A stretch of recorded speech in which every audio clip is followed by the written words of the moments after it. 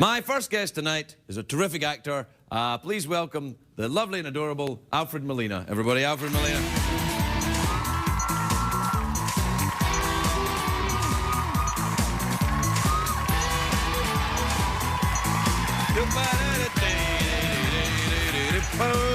Oh, very nice. How are you?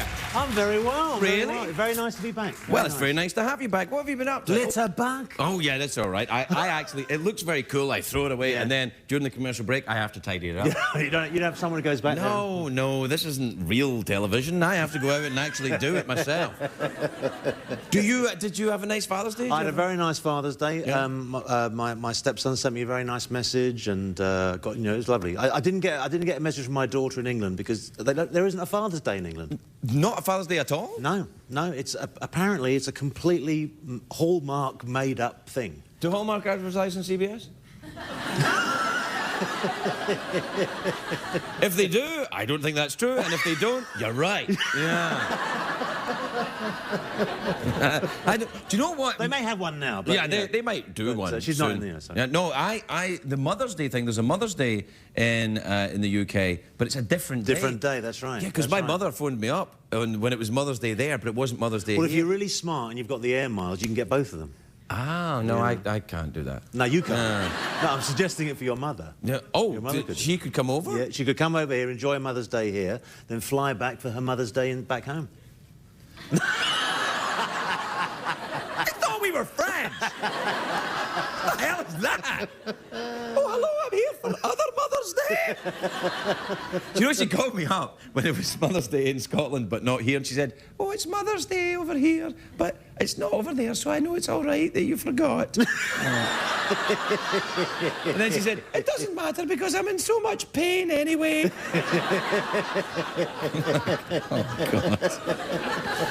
Oh, God. So, do you go back and forward a lot then? I do, yeah, because I've got grandkids now. So, I go... Grandkids? Yeah, I've got a 4-year-old and a 2-year-old. Wow. Yeah, and the great thing about being a grandparent is that you suddenly discover that people talk about the special bond between grandparents and their grandchildren. Right. And, of course, the truth is you have a common enemy. Ah, yeah. So you kind of bond against pincer movement. That's right, Yeah. And now, of course, as soon as you sort of break the ice and mention that to other grandparents, you suddenly hear all these stories about the way that I heard a wonderful story the other day. A friend of mine told me that his grandfather used to give him like tons of pocket money. Like, I mean, he'd get maybe like a couple of dollars a week from his dad, but his granddad would give him like $50. And he'd say, "Don't tell your father." And it was like this, and of course, and so the father would say, "Hey, guess what, kids? Grandpa's coming around." And they'd all be going crazy. Yeah! And he's like, "Oh, it's so great. You love my dad so much. I'm so happy." And it was just like, and they would just, and when Granddad would arrive, the grandkids would have to stand up to welcome him. And he told me that they weren't looking at his face; they were just looking at where he kept his wallet. Just waiting for the little brown wallet to come out, and I think it's a good idea. Do you bribe your own grandchild? Well, I will do. 4. I will do. I will. Yeah. I'm completely determined to support. I mean, I wasn't allowed to do it with my own daughters. I'll do it with my grandchildren. Yeah, no, it's difficult when I do it with my son. I find myself saying all the things that I thought I'd never say, like, well, we'll, not under my roof. Yeah, he's 7, so I got to be tough. This isn't a hotel. Yeah, that's right. Not a hotel. Not under my roof. It's not going to be happening. So you and your pot-smoking buddies will have to go somewhere else. The one I remember was the great admonition from my parents. I remember was what did your last one die of? Oh yeah, because they mean about your servant. Yeah, about leaving the year. What did your leaving last things one lying die around. What did your last servant die of? I didn't have a servant. I've lived here my whole life. You know I don't have a servant. No. When did you come over here? What age were you when you came over here? I was 40 when I came over to the States the first time, yeah. So you've been here, what, 2 years then? Thank you, yes. You're very kind. I am. There's $50 in it for you. Yeah. Thanks, Grandad. And it was, but I'd been wanting to come over here since I was a teenager. I mean, when I was a teenager, I was completely obsessed with American music, American clothes, cars, the whole thing. And it was I feel now as if my whole life was just a process of saving up the money to get here. To get here, yeah. Well, you were an it took me till I was Elvis 40. fan. Elvis was a big part of it for me as well. Yeah, I loved all Elvis. Elvis, not just thin young Elvis, but fat older Elvis as well. All of it. I like all of it. So did a lot of people. Yeah, I know. It's very popular. Yeah. But at school there was this bit. I was very kind of particular about the music I listened to, and it had to be. I was very interested, kind of like American music on American labels, and the big sort of thing was looking for the original labels. You know, the imports like Atlantic and Chess and Stax and all those. Well, they don't have that anymore. The kids just download it on the iPods. They don't even go to a store. Well, I've started doing that now. Yeah, well, me too. You've got an iPod? Well, yeah, I've become a complete. I mean, I've become such a cliche. Really? I'm sort of, at 2 o'clock in the morning, I can't sleep, or if I've come back from work and I can't sleep, I'm in my front of my little laptop, and I'm like YouTubing, and I'm sort of like, and next thing I know, I've spent 5 hours watching someone, sort of cut their own hair. and my first reaction is, why the hell am I watching this? This is the most ridiculous. And then I'm into it 2 hours, I'm sort of going... I can't take my eyes off it. It's something about it, isn't it? With it, my son loves the animals behaving in an odd manner. So, like, all these animals running like cats going, oh, hi, and all that. And he laughs his ass off, and I'm like, oh, this is ridiculous. And then I do it when he goes to bed. I keep watching it. It's crazy. It becomes. I mean, but there's some wonderful things about it as well. I mean, the wonderful things about YouTube is, when I discovered, and I think I found out that you're a fan too. I'd been working with an American actor who'd been raving about a guy called Foster Brooks. Oh yes, yeah. Who I'd never heard of. Yeah. Because back in the day, yeah. And so I went online and I checked, I YouTubed, and up came all these fantastic clips of this guy. He used to do the drunk act. Yeah, and he was brilliant. I mean, absolutely brilliant. Very talented. But he never came over to Europe. In his heyday. I mean, they don't do drunks. So over there. No. They all come over here. Yeah. So it's a wonderful thing too. But but did you ever Google yourself? Did you ever go on the Google and find out what the folks are saying about you? Once or twice. Oh really? Yeah. I Googled myself once, and because my daughter phoned me up and said, "Here, Dad, check out. There's loads of stuff on you on Google. Check it out." So I kind of went thinking I was a bit above all this kind of thing. Yeah. And I punched in something, and it was a review.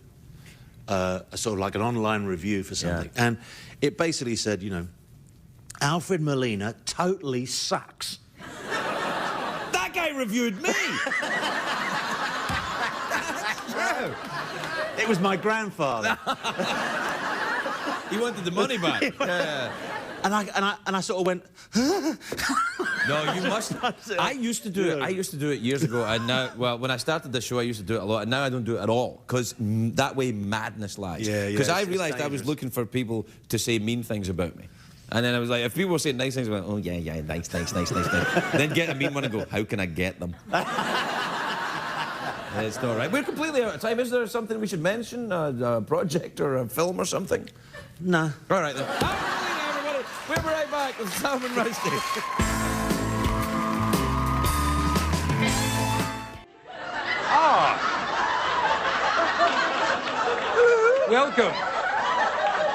Welcome to the Great Detectives Club. Oh, hey, I know you. You're Paul McCartney. No, I get that all the time. You must be new here. No, I'm Jessica Fletcher. Oh, yes. The best-selling murder mystery author. Yes, and the most famous detective around here. I wouldn't say that. That is I, Sherlock Holmes. I've never heard of you. Yes, well, I've heard of you. In every case, you always ask the same ridiculous question. You mean, has there been a murder?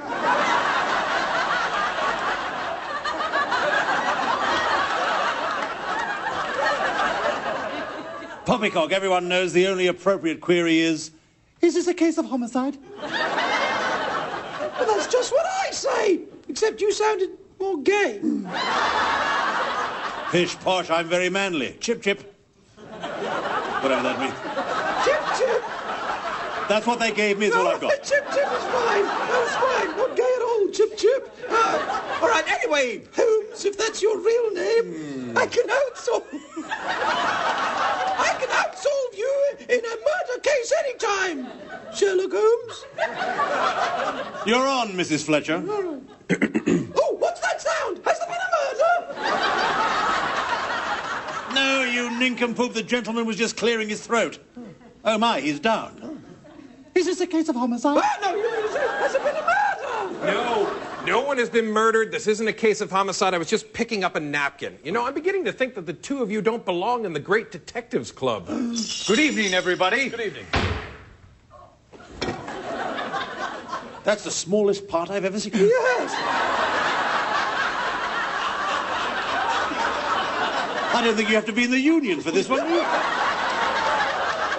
Good God, Mrs. Fletcher. Yes. My brandy glass is empty. May I have another one? Yes, me too. But what about him? Oh, by all means, get in one as well. Yes, he'll fancy a drink after he wakes up from his nap. Nap? Can't you see he's dead? Dead? Oh, my. This is a case of homicide. Homicide. Let's look at the murder. Homicide. Let's look at the clues. Okay. Is that you touching me? Yes. He's bald. Yes, he is bald. He's in a chair. It's Thursday. I just farted.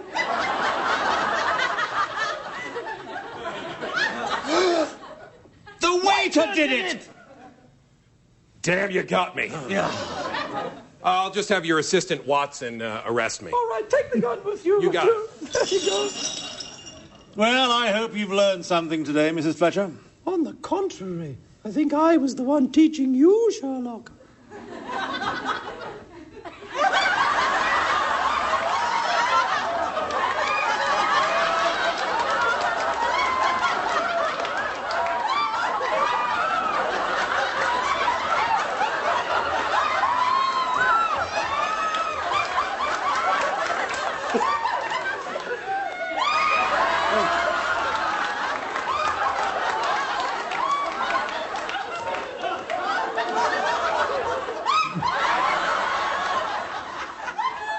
You don't know where that's been, do you? You don't know where that's been. Are you as turned on as I am right now? More, I think more. Let's go to the cloakroom and make out. Certainly.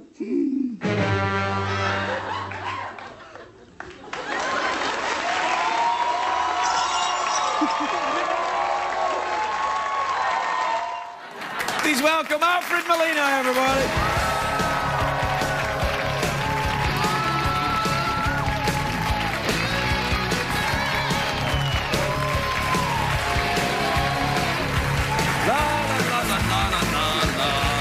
Hello, Fred. Oh, I'm good. I've got to take that photograph you showed of the governor from Illinois. Yeah. Can you put it up again? Yeah, I think we probably can. Yeah, Don't you think he looks like Dan Aykroyd in Coneheads, but with a wig on? He does. And isn't Dan Aykroyd from Chicago? No, he's not. He's from Toronto. But it ends in O. When you put that up earlier on, I thought, I did a triple take. Do you? Yeah. Do they teach you that in the posh acting schools? They do. Yeah. We spent days on that. Yeah. Days on the triple take. Did you go to a posh acting I did school? go to a posh drama school, yes. Yeah, I went to the Guildhall School of Music and Drama. And was that... as it was known, the Guildhall School of Screech and Trauma. What did you do? Did you do lots of acting exercises, pretending to be an animal and stuff? We had to go to the zoo and pick an animal and study that animal for weeks on end, then come in. They do a lot of that, yeah, don't they? complete waste of time. It is. At what point? I've never walked into an audition or an interview for a film or a piece of theatre when someone has said, "So tell me about your animal." No one's ever done it. You know. Could we see your kangaroo? Yeah. Well, I worked on a rat, actually. I've been doing a rat for years. Yeah. No, now tell me about the new film, Nothing Like the Holidays. Nothing Like the Holidays, right. Yeah. It's a lovely kind of warm family drama about a Puerto Rican family in You're not Chicago. Puerto Rican, are you? No, well, it's another ethnicity to offend. Oh, right, I see. You know, I mean, everyone got You play upset. a Puerto Rican in the movie? I play a Puerto Rican, yeah, and Right. it's a wonderful cast. It's a really lovely. But it's not about a Puerto Rican family as such. It's really about an American family. It's a Right. very universal kind of theme. Are you a very Christmassy person? Will you I have am a Christmassy What will you person, do, yeah. for example, maybe the day after Christmas? I'll be here with you. Yeah. Yeah, because I'll be here.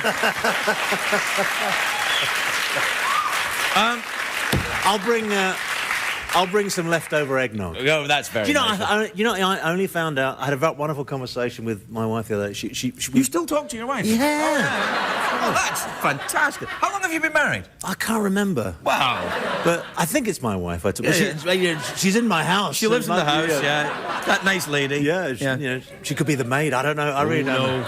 But she said to me the other day, she buys bottles of eggnog from the supermarket. Right. And she said, I've just found out there's no alcohol in this.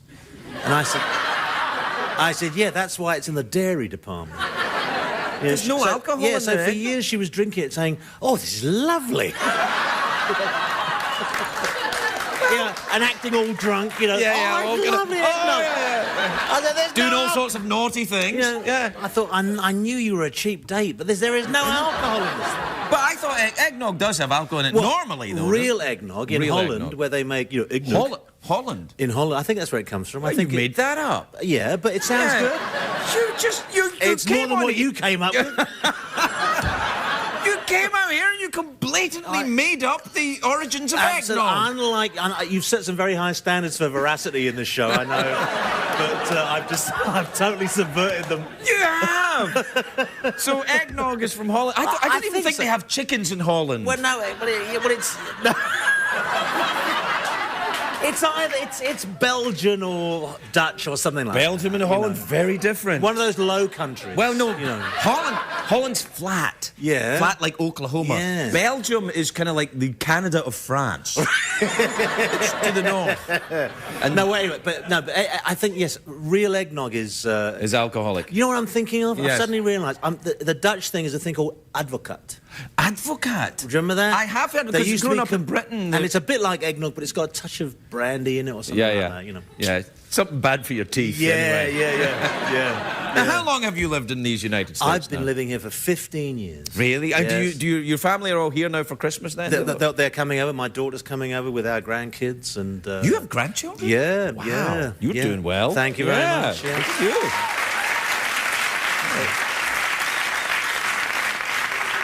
You're applauding me as if I'm responsible. Yeah. And I want to really emphasise I'm not. Well, in a way, perhaps the eggnog is responsible. Yeah, but not the non-alcoholic eggnog. No. But they're 5 and 2.5. They're coming. It's their first trip over to the States. I'm really.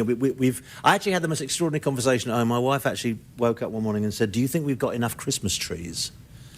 And you can't put the reins on decorating the house because it's for the kids. Yeah.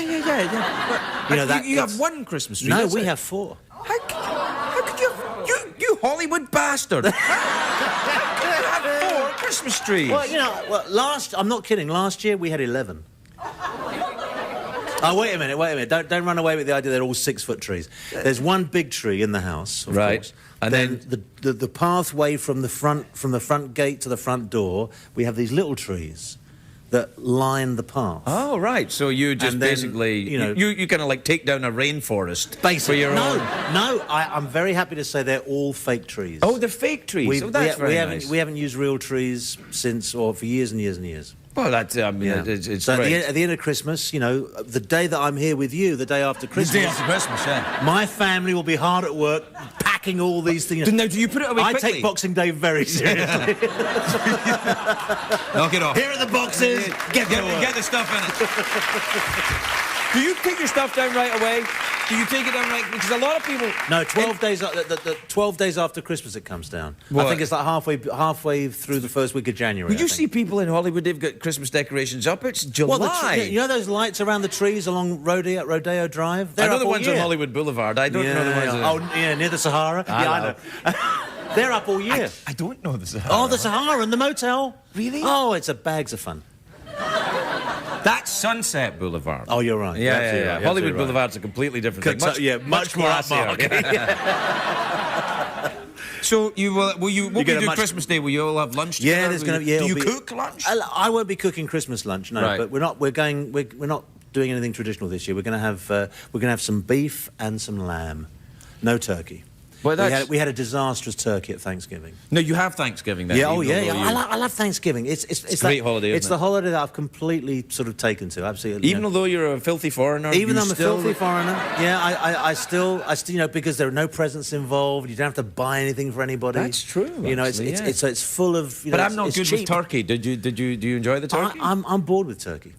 Yeah, I'm bored with turkey the day before Thanksgiving. Yeah. No, I'm no turkey this year. But I noticed you had a, if I can mention it, you had that rather salacious red ostrich feather the other day. Earlier I did. Yeah, it's around somewhere. Yeah. Yeah. Have you ever met an ostrich before? Yes, I have. Have you really? An ostrich like this? No. Have you ever met an ostrich this fabulous? Almost. Where did you meet an ostrich? Well, I've just wrapped on a film where I had to... Wrapped on a film? Yeah. Oh, you've just finished making a film. just finished making a film, some of us don't live in Hollywood and have got 11 Christmas trees, all right? But you want to, don't you? Yeah, I do. Want to. Yeah. No, I just wrapped on a movie where I had to kiss an ostrich. Really? I had to kiss an ostrich, and they're very responsive. I discovered.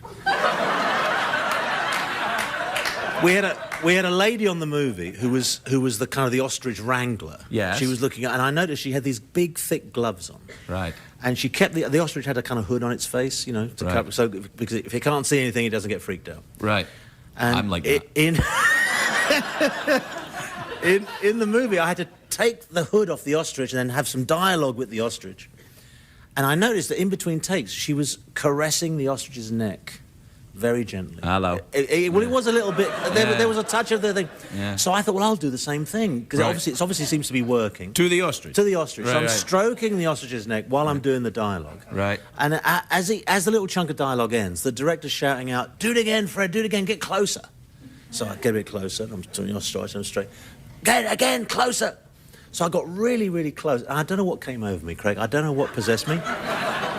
I was in the moment. You know, I'm one of those actors. You're one of those actors, yeah. You. And the dialogue was something like, "Look at this, my beauty, my, you know, this, the only one I've got." You know, I was being very sort of, you know, not romantic, but kind of eulogising. Pleased to be near an ostrich. Yes. Yeah, all right. So I got really, really close. So then I just leant forward and I kissed the ostrich on the neck. Oh, my Lord. And this ostrich did the most perfect thing. It actually did a double take. Really? It actually went... I'm sorry. I swear. That's fantastic. It was brilliant. Will you see the ostrich again? Well, the thing is, we named the ostrich Anita. All right. But then I found out that Anita was actually Alan. Hello. So I think I can claim to be the first actor to actually commit an interspecies gay kiss on cinematic history. Congratulations. Thank you very much. Alfred Molina, everybody. We'll be right back. And we're gonna look at the world of sport from the perspective of our friends across the pond. It's time for another segment of ESPN UK, everybody. ESPN UK.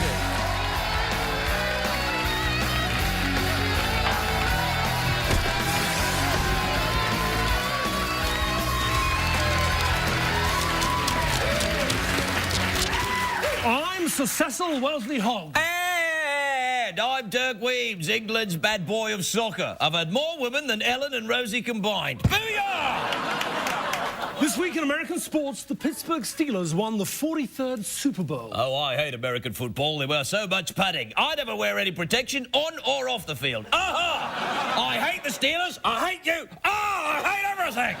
Oh, Dirk, just relax. Yeah, good idea. Speaking of relaxing, when you're feeling uptight, why not give Weems stress balls a squeeze?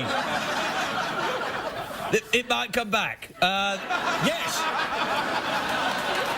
They do that too.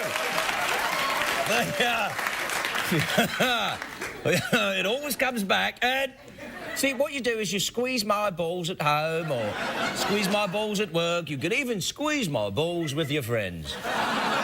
Stop that, Dirk. Give this to me. You touch my balls again and I'll... Dirk, I'm tired of your outbursts. Ah! That's why today's guest is an anger management therapist. What? Please welcome Dr. Monty.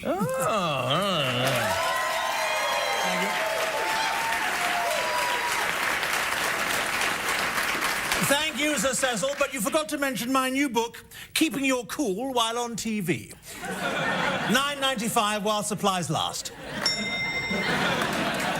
Glad you're here, Dr. Monty, because Dirk's anger is getting worse.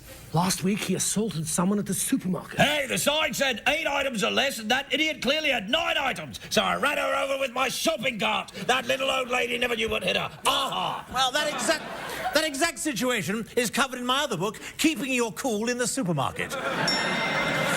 Which is also on tape for people like Dirk who are illiterate. Look, it even says for idiots. Dr. Monty, I'm not sure Doug knows how to operate a tape player. He's a total cretin. That's just where you're wrong. I've never even been to Crete.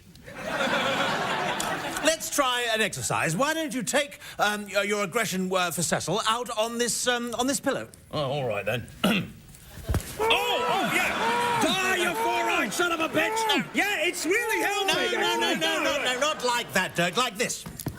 Oh, right, all right, then. Take that! Take that! Stop.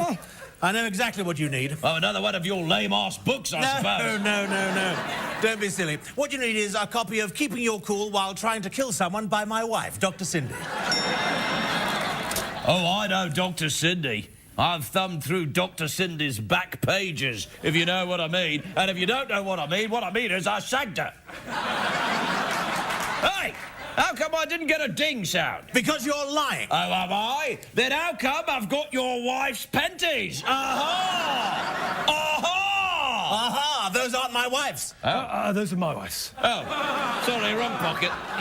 Let's see. Oh, yeah, there you are. Aha! Good God! Those are my wife's. Yes. The woman I love has betrayed me. My marriage is a sham. There's only one way to put my life together, with my book, Keeping Your Cool While Your Wife is Shagging a Diseased Ape. I'm not sure reading a book will help you, Monty. No, I'm not going to. I don't want him to read it. I'm going to beat this bastard senseless with it. Hey, you bastard! Come on, then! Come on! That's all the time we have. Join us next week when we'll meet one of the most glamorous women in sport, David Beckham. Oh, I love her! Come on!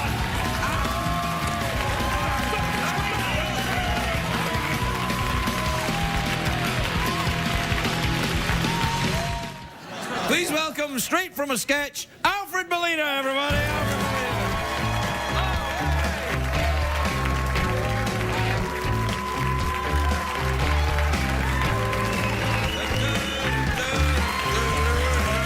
Alfred Molina. Hello, Alfred.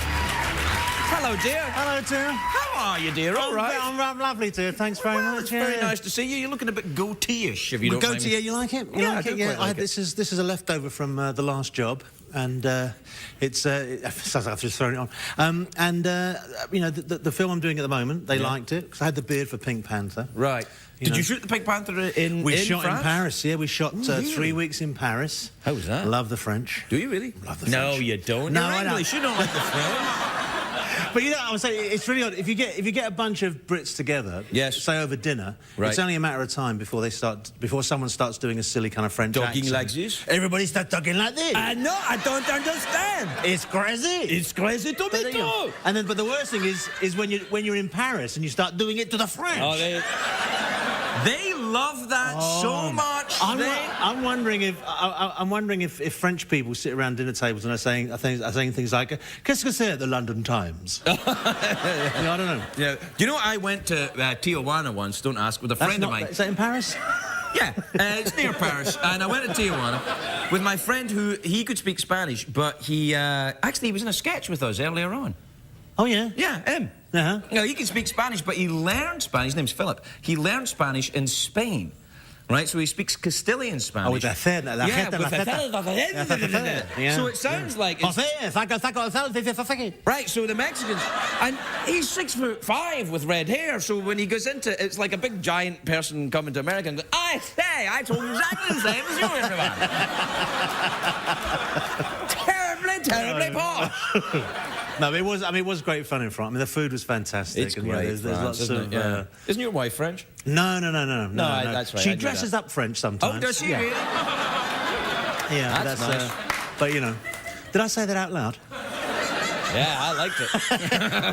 No, that's good. Do you take the whole family when you do that? No. I just went. I was only there for like 2.5 weeks. Did you stay in a hotel? We stayed in a very nice little hotel. Don't ask me the name of it. I can't remember. All right. But I had a fantastic view. I was on the top floor. Right. And I had this great view of the Eiffel Tower from my room. It was Many so places in romantic. Paris do have It was that. fantastic. Yeah, because it's not. It's true. Well, it's in It's a way. true. It's like. But there's a I lot- felt special, okay? Well, I felt special. Every reason to. You know, I thought they did it just for moi. Oh, you picked some of it up then. But you know, a lot of people do that. You know, it's a way of trying to make yourself sound a bit more educated. If you sort of throw in the odd kind of French phrase, you know. Well, I do that sometimes, but I find what helps is if you throw in an occasional Russian or Tibetan phrase. Ooh, now you see, that would be I'd be very impressed by that. Well, it's great because grabishnik. Grabushnik. I just made it up, but everyone goes, and Russian people are like, that doesn't even Russian make sense to me. Talk about making it up. I had a mate who told me this story. It's brilliant. He went for an audition for an Italian role. Now, he's not Italian. He looks very dark. He could play Italian, but he's not Italian. He doesn't speak a word. Right. And the director said he had to have actors who spoke Italian. So he turned up, and at some point at the interview, the director said, "So, you speak Italian?" And he said, "Yeah." Say something. And he started doing this. And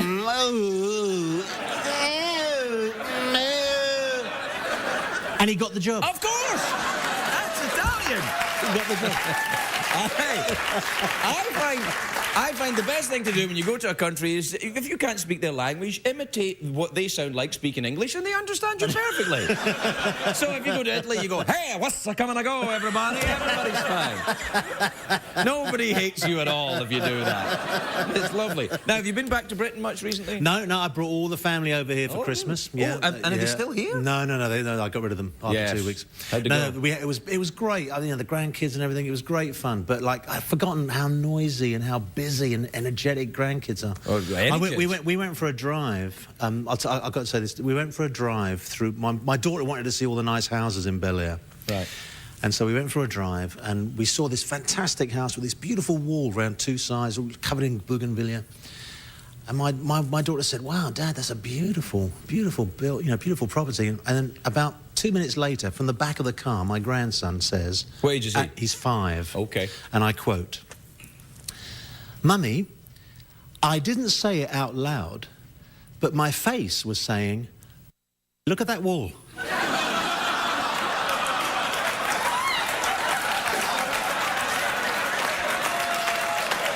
True story.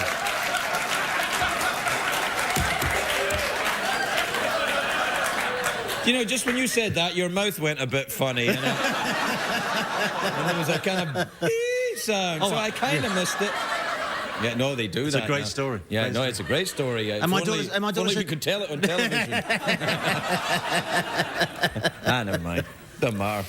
Oh, it was great. No, I had a lovely, lovely time with them. So it was, but it was. And now they're going back. They've gone back now. Have you got empty nest syndrome? A little bit. The first day, it was it was odd. I wasn't expecting that. Well, what do? Do you potter around in your garden, maybe? You know, trimming your plants? No, my wife does that. My wife's the gardener. Well, what do you do then? You just sit around not trimming them? No, I sit around with the latest box set of whatever I've got on my lap. Oh, what, chocolates or DVDs? DVDs. I like a nice box of chocolates. Do you? Yeah. I do, yeah. I do. I love that. Love a box of like chocolates. If you're looking for a gift idea for me... Okay, that's it. That's very, That's very French, you know. What shall we get, Craig? Get him a bois du chocolat. Yeah. Mais oui. Sans lait or sans lait or avec lait? Krasinski. Alfred Molina, everybody. We'll be right back. Please welcome Alfred Molina, everybody. Alfred Molina.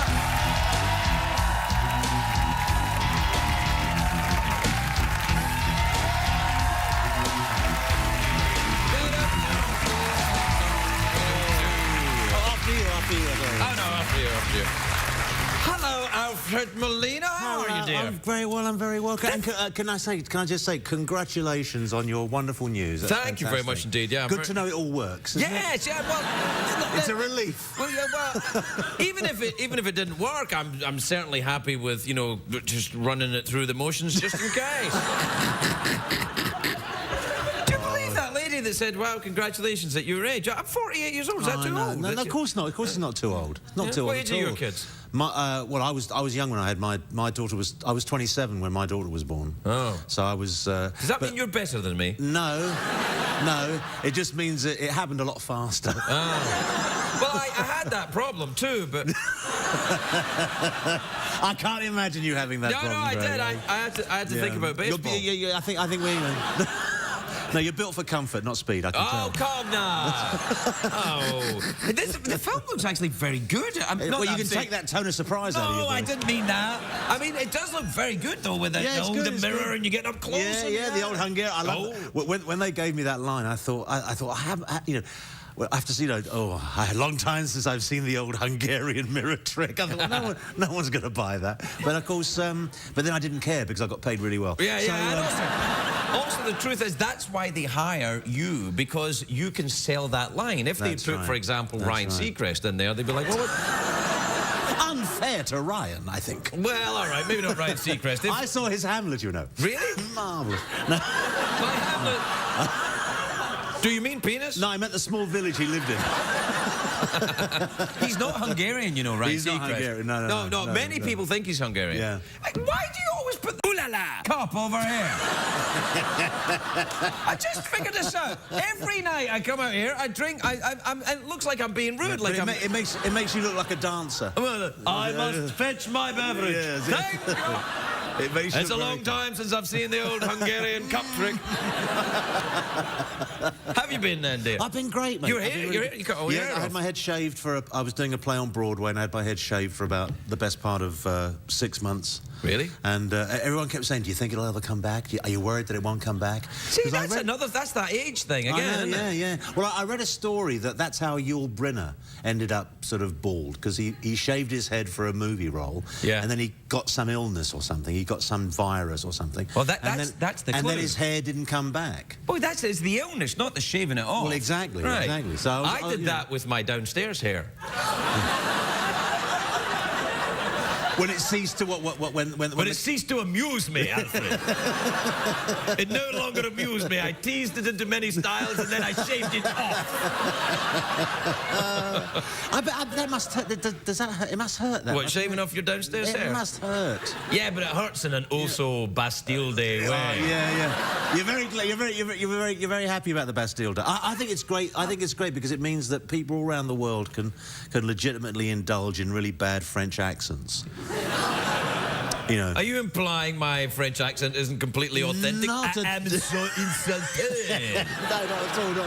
No, not at all. No, but that's why I was glad when France got knocked out of the World Cup, because it meant we could all start going around going, Where are the Molinas from, then? The Molinas, my dad was Spanish from Madrid, and my mother was Italian. From Torino. Fiery. Yes, fiery. Yeah, my house, it was like the third act of Aida.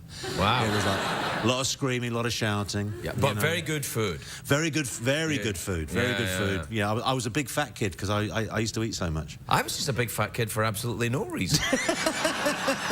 Just because you were Scottish. I think, when I think back to it, I didn't really eat that much. I was just fat. Oh, no, we had loads. It seems terribly unfair. I was like, nothing for me. I actually got beaten up in school once for turning up at school with an avocado pear in my lunchbox. They were like, what's that? Yeah, what's that? Is that some kind of Nazi fruit? Yeah. What's that, you Italian puff?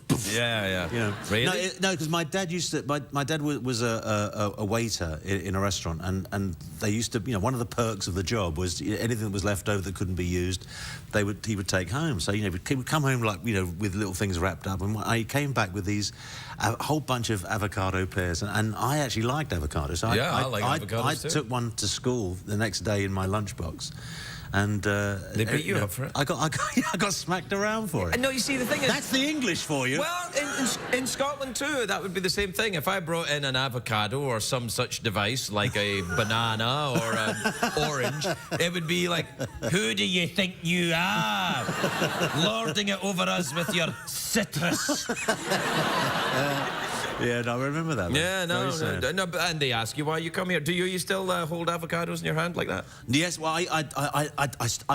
I do a thing where my father taught me this because your father that was allowed to take things home from the restaurant. That's right. Yeah. Weren't being used. Yeah, he used to borrow food. Yeah, that's right. And you know, you slice it the long way, and then you just hit the stone with the knife. We're still talking about the avocado, That's right. Yeah. Do you ever grunt when you hit the stone? With that. Yeah, and just do a little, very mild, very subtle. Oh. It's like, and then you just turn the knife, and it pops out. The avocado. The avocado stone. The avocado stone. Yeah. Do you ever collect avocados? I should have told you all this when you were trying to get pregnant. I wasn't trying that hard. I actually warned my wife. I said, you know, if we keep doing this, something's going to happen. She's like, I hope so. Yeah. No, it's. How many kids you got? I've got one biological child, right, and 2 stepsons, and then grandchildren, and 2 grandchildren. Yeah, we talked about them when I was here last time. Yeah, that's right. I remember. What age are they now? In their 40s? The grandkids are now 25 and 30. Now my grandson's about to be 7 this year, and my granddaughter just celebrated her 4th birthday. Are they in America? No, they live back in London. I said America like that. Yeah, and I did that. I did that as if London was like, that way, London's that just way. over there. No, that's rather lovely. No, it's very nice. Are you the bad wizard in the village? I am the bad wizard. Yes, I am Nick Cage's nemesis. And we started off. The backstory is that we started off as we were protégés of Merlin. Oh yeah. And thousands of years ago, Balthazar, Nick Cage's character, decided to take the high road, the road of good. Oh, and you went the other way. Yeah, I went the other way. And then at some point, do you say, "I am your father"? Something like that. But at one point, I do mention the fact that we were friends once, and we fell out over a woman.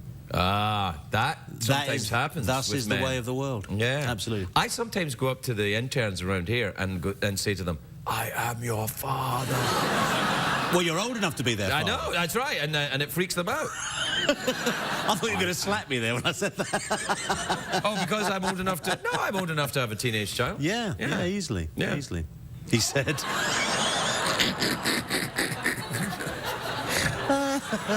Not because of the way you look, it's the way you behave.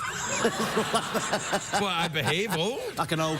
Yeah, like a... Oh, dare you! What? Now get off my street, I'll put some plastic on it. Oh, my God. Oh, man, that's a very attractive watch. This is an antique watch. Really? Thank you for noticing it. My wife bought me that. It's an antique watch. Very nice, yeah. It's lovely. It's about... how old is that, then? It's about 60 years old. And you could tell that by looking at it? It tells you? Well, because...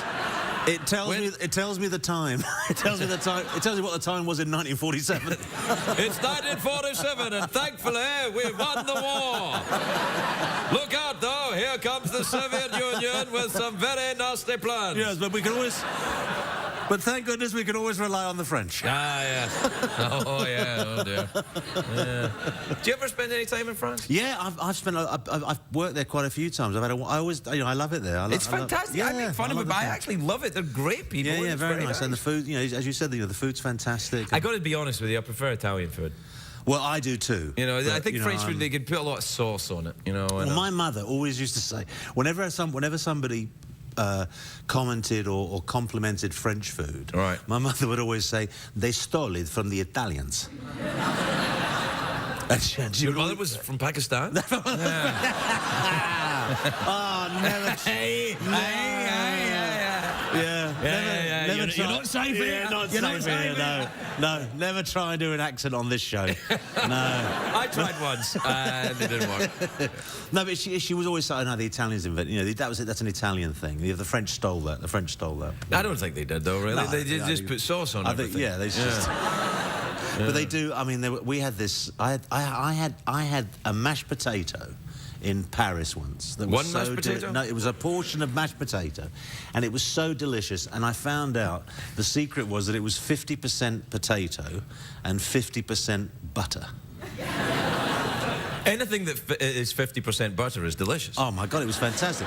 But and the chef apparently said that it was he named the ingredients, and he said, and then there's a lot of this. Just a lot of stirring and stirring and stirring. And it came out, it was a beautiful, beautiful small portion of mashed potato, and it was like cream. The same consistency as cream. Why didn't you just have cream then? Well, because it was savoury, you see? It's like when people say, you know, I'll try this soy hot dog. It's just like milk.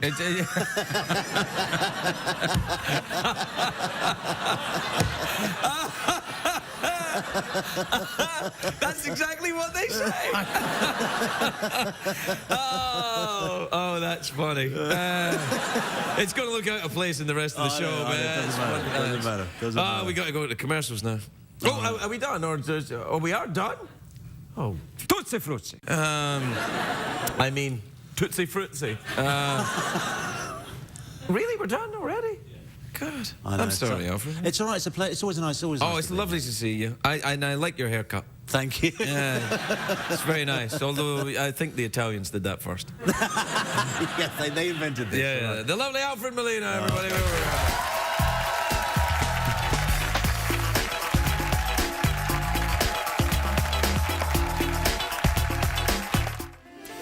Dr. Watson, will you, Crikey, he's dead. Questions abound. Who could do such a thing? How did they do it? And most importantly, where do I find a new assistant?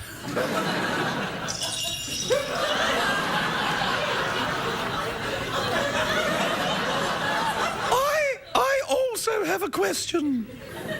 Has there been a murder? I know you. You're Paul McCartney. I get that all the time. But let me guess who you are. Let's see. You have a British accent. You dress kind of weird. You're a dude. You're obviously Madonna. Yeah, no, I'm Sherlock Holmes. And that's elementary, my dear idiot. Whoa, I remember you.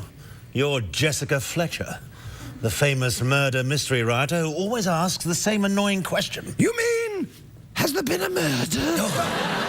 Oh, pshaw. Pshaw? Yes, it's an old Edwardian word. Pshaw. It Pshaw? means stop. If there's one thing I cannot tolerate, it's silliness. It's a load of naff-faffing codswallop piddly-poo. Okay. But you need an assistant. What about me? I need the work since my last book didn't sell very well. Here it is. Self-massage for dummies? Oh, sorry, wrong book. Where is it? Here, hold on to this for a moment, would you? What kind of detective equipment is this? Oh, this helps me solve the case of the missing man, if you know what I mean. If you don't know what I mean, what I do is I like to... That's enough. Now, I must solve this crime, and I can't have an assistant who keeps saying, has there been a murder? Oh, fine. I'm able to ask plenty of other questions like, has there been a death? By murder. That's poppycock. It's exactly the same thing. All right. I promise I won't say it anymore. Yeah, that's the spirit. Yes. Chim chimney, chim chimney, chim chim cheree. Sorry, I thought I was in a musical. Now, let's look at the clues. All right. First of all, a recently fired gun. Oh, that begs the question. You say it and you're fired. I won't say it. Oh, God, blimey. Get out. You're useless to me. Really? Useless? What if I told you I could prove this isn't a murder? It's a suicide. Pish, tosh, bish, bosh, bosh. What I'm saying is you couldn't possibly prove that. Really? Well, consider all the clues. That lamp. It's July. I've got back fat. And there's a suicide note. Look. Look at that. Yes, I didn't like it here, so I killed myself. Yes. That's really... Ay, caramba. Stupid, isn't it? Yes? Ooh la la. Stupid, but also brilliant. Yes, you're right. It's stupid, but brilliant. It's like it came all the way round. Look, the other side. Yes. It's like if it's like the Tutti Frutti. between stupid and brilliant. Yes. Or to put it another way, it's an SBB. SBB. Stupid but brilliant. Oh, very good. I like when you say things and then stop saying them and just say the first letters of them. Yes, it's an old... Yes, It's a way of getting out of trouble. You know. I think it's a BX530T1. I suppose the B's for bollocks. Yes, I absolutely. don't You know, when I think about it, we make an amazing team. Yes. Is that your hand on my buttocks? No. Well, it's not him. No, we can still work together. No, we can't work together. Make your mind up. I don't know where we're going. We can't work together because of... Oh, I know. Sexual tension. No. No, it's elementary, my dear she-male. I don't find you attractive. Really? Not according to your pipe. Yes, I suppose I am attracted in a little bit. I've never seen my pipe quite so straight. Yes, I think it's ambitiously large as well. Yes. Not sure if I should put it in my mouth now. Well, I'm not putting it in mine.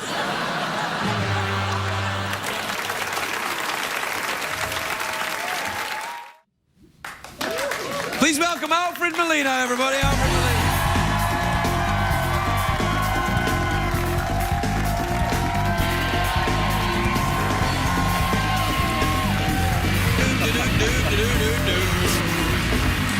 Hello, dear. Hello, dear. It's very nice to see you. You sound very American in that clip. Yeah, well, I've been practicing. Yeah, I see. Yeah, and but yeah. it's rubbing off when It's you're... rubbing off a little bit. Yeah, a little bit. You're sounding American now, right? Well, a little bit, yeah.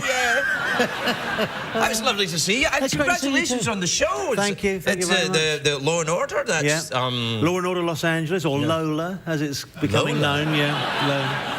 Didn't you used to work under that name a long time ago? I did, yes. Lola and her feathers, I think was that's the, right. Yeah. I remember the feathers. What's happened to those guys? Well, no, they all came out, but and two of them are running a bed and breakfast in Vermont. I remember. That's right. They used to all come out, and you were behind them That's as right. Lola. Yes. The feathers were very strategically placed. Yeah. But it was a good act. Small feathers, as I recall. In all fairness. So there was The act was good to us. sparrows and wrens. There was nothing ostrich there. No, It was nothing ostrich. No, just little any birds that can be, any small birds. We used the feathers for. Didn't need anything. Didn't need anything bigger. Yeah. It was a very small act. It's a small act. Played in very cold theatres. Yes. We only played in tiny venues. Yeah. Small venues. Yeah, congratulations. You're playing a lawyer. That means you're playing a complete and utter bastard in this. Yeah, that's right. Yes, but with a heart of gold. Really? Does he have a heart of gold? Well, we'll see. He's a very he's a tough character in the sense that he's kind of he understands that little moral sort of grey area between justice and the law. What is that little moral area? It's sort of where the rules can be massaged in order to achieve The rules can be massaged to achieve a happy ending. or at the end of the hour of television. That's right, when everyone can. And by television, I mean anything in that little area. Yeah, exactly. Have you been here since the skeleton? Yes, Jeff. Yes, I've been here since then. Yeah. Sorry about that. But he was very quiet last time I was here. Yeah, no, he's got. I think he's on meth or something. What have you been up to? I haven't seen you since when? July is last time? I just got back from doing the play in New York. My head was shaved. Oh, that's right. Yes, you were very frightening. Whereas my wife said I looked like a penis with ears. With my you could do that, you'd get the Nobel Prize, my friend. Nobel Prize week. And the Nobel Prize goes to... It's going to be me. Yes, I know. I love the idea of the scientists doing all the speeches. The red carpet. Does this lab coat make me look fat? Yeah. I love that idea. Well, it's white. White makes you look... Yeah, puts the weight That's on. right. Yeah. Do you ever do the red carpet things when you I have done on occasion. Yeah? but it's kind of there was one very wonderful moment when I did a film where I was playing the second lead, and Salma Hayek was the leading star of the movie. Oh, what was this film again? It was called Frida. Yeah, that's right. And Yeah, we yeah. did a red carpet for that. Right. And as we were coming along, they were all the photographers were going, Salma, Salma, over here, Salma, Salma, Salma, Salma. Salma! Salma! And then there was this... I was standing there, and then suddenly I felt this hand just kind of take me by the elbow and pull me out of the way. Oh, that's... And it was the... it was the publicity manager. He was like... I was just pulling me out of the way. It was very funny. I'm glad you saw the funny side. I did see the funny side, because I didn't want to be there anyway. Right. You know. Would you not enjoy it then? Not really. It's like, because they say stupid things to you, like, smile. Oh, come on, give us a smile. And you want to say, what's that coming to go? This is as good as you're making me feel. Do you know what I hate is when, if you ever go in any of these things, right? I only never do it. If it ever happens. Anyway, look, whenever I go and they say, what do you think about Tiger Woods? And I go, what? I don't want to talk about that. And they go, it's not like, and then they can use it in their little show business show and say, oh yeah, the Scottish Conan guy said Tiger Woods is naughty and everything. And then they kind of like sideswipe you with they'll ask you all these kind of trivial questions about, what you're doing and what you're wearing. And then they'll suddenly say, so, what's your solution for world peace? Yeah. And it's like... What is your solution for world peace? More pornography, I think. Yeah. Well said, Doc. Because if you're keeping your hands busy, you can't throw a punch. See, I like your style. Busy hands keep the devil away or something. Yeah. Because when you're in the middle of it, it's like someone says something, you go, yeah, sure, whatever. Sure, be within a second. I don't do that. No. What, no, you're too busy, no, right? You're too busy. I'm like, yeah, all right. I'm just shaving. My entire body. So you were in New York doing the play. It was very hot over there. It was very hot. Horrible, It was starting to get hot. It didn't quite get as hot as it ended up. Like it wasn't quite at the height of the summer. Were you here last week when it got to 120 or something? I couldn't believe it. Yeah. I very hot. burst into flames. Did you really? Kind of flaming in a way. Yeah. I understand. Do you have the same problem? Everybody thinks I'm gay because of my accent. Yeah, I think people make the assumption that if you sound vaguely European, you're gay. Yeah. And it's interesting because 9 times out of 10, you probably are. Probably are, yeah. But the thing is, that 1% that we belong to, you're right. We kind of get, we're all tarred with the same brush. You know what I'm saying? But the worst thing is... Have you ever been tarred by a brush? Never been tarred by a brush, no. But I've been brushed by a tar once or twice.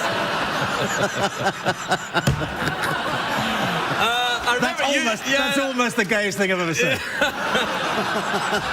Almost the gayest thing you've ever said. Almost. Why is it funny to pretend to be gay sometimes? I don't know, it is funny. I don't know what it is because, I in no way mean disrespect to the gay community by doing that. I really don't. Well, it's because they've got the best jokes, they've got the best music, they've got the best clothes, Yeah, it's true. And the furniture's neat and everything. Everything's great. Best parades. If you look at the history of parades, like Gay Pride Parade versus, Shriners Parade. I'd rather go to the Gay Pride Parade. Yeah, I'd be like, I'm here, not really queer, but I enjoy myself. When we got our house renovated, I was showing some friends around everything that we'd done, and we had these new bathrooms put in, and I had this nice, which I thought was like a really nice bathroom, and these friends of mine came to see who were gay, and they walked into the bath, they looked at the bath, and they said, "Oh, this is a gay man's dream." And I was really flattered. Yes. Because I thought that means I've got pretty good taste. And I found myself going, really? I was delighted. So you've had your house renovated then? I had my house renovated, yeah. This is like a talk show. It's just like, it's almost just like a talk show. Yeah, is. I used to watch talk shows and people come on and say, oh, yeah, you just had your house renovated. And you actually have. But in those days, they all used to smoke. Smoke, yes, that was the thing. I saw some old reruns of some early talk shows from like the 60s, and it was amazing. People like lighting up and smoking. Doing lines of coke off the tail. Like, so, tell me about this Easy Rider thing you're at. Oh, it sounds like a good movie. Oh, I miss that. Yeah, I miss those days. I miss those days. Nowadays, it's all... Now you've got a snake for a cup. Yeah. Now you've got to drink out of a waxed snake. Speaking of waxed snakes, Not lately, no. No, I'm just wondering. I didn't want to ask. How are things over at NBC? Everything's right? fine. It's very nice to be over at the rival network. Everything's very nice. It's it's all going very well. But I've noticed they haven't invited me on any of their talk shows. Haven't they? No. Oh. No, so, you know. Who's working over there now? Who cares now? I'm sticking... They won't give me the time of day. I'm not giving them the time of day.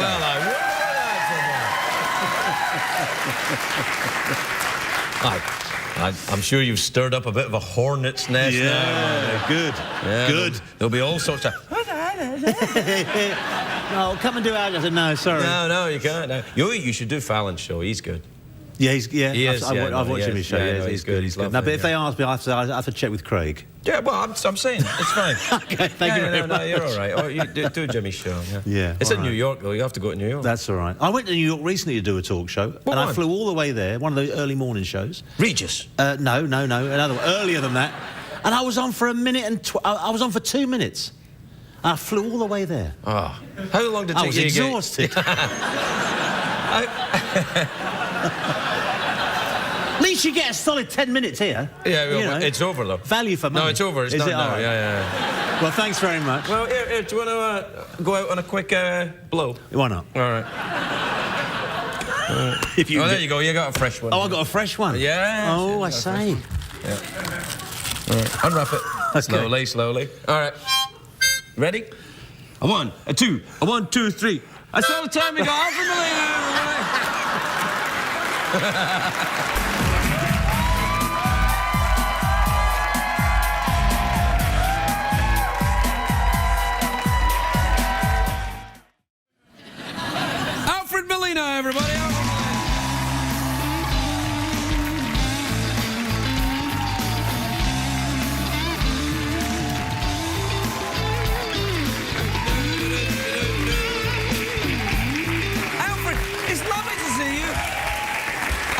Very happy to see. Did you? That's a lovely suit you're wearing. Thank you very much. Did you just walk straight from that clip right onto the show? Yes. I changed my tie and put a comb through my hair. Yeah, it's nice. And yes. Wait a minute, you're English again. You were American in the clip, and now you've become English again. I keep telling you, this is my real accent. I do the English for the chicks. That's pretty good. That is pretty good. Are you excited about the royal wedding? You're English. I'd rather eat my own elbows, I think. Yeah, I don't go. I thought you'd be invited. No. I did an interview recently, and this woman said, so the royal wedding's at the end of April. Are you going to be there? And I said, no. Are you going to be watching? No. Are you interested? No. And then she looked into the camera and went,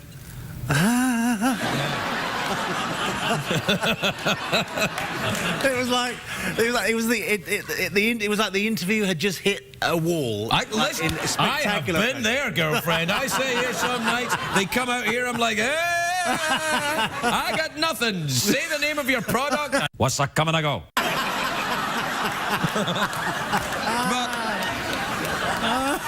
It's hard, though. I sympathise with her sometimes. I mean, I feel naughty sometimes, though, when people interview me about anything. I'm like, oh, what? Come on, wait. No, I was just trying to be honest. I mean, just asking me, I was saying, no, I mean, good luck to them. I hope they're very happy and everything, but I'm not interested.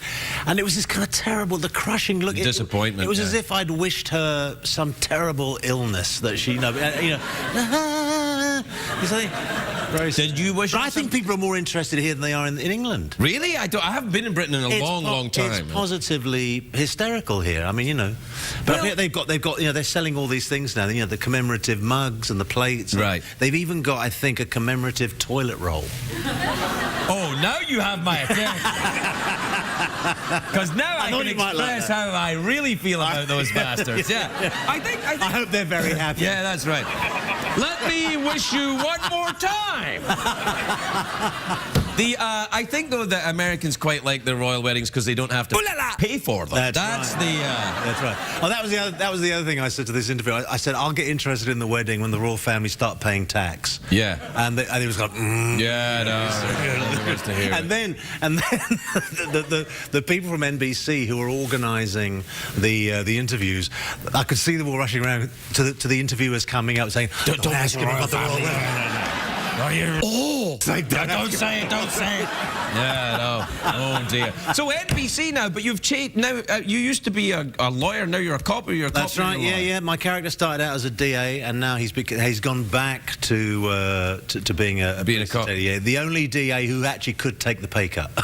Yeah. Is that, it's kind of like he's bi-curious? He's bi-curious, yeah. Absolutely, yes, he's bi-curious, yeah. He's gone back, but it was an interesting, when the idea was pitched to me, I thought this is either a bold stroke of genius or it could be the last wave of a drowning man. I think that about this show every damn night. I think we're either doing something very interesting here or this is a desperate man failing. Yeah, you look like a man hanging by his fingernails. I feel like it.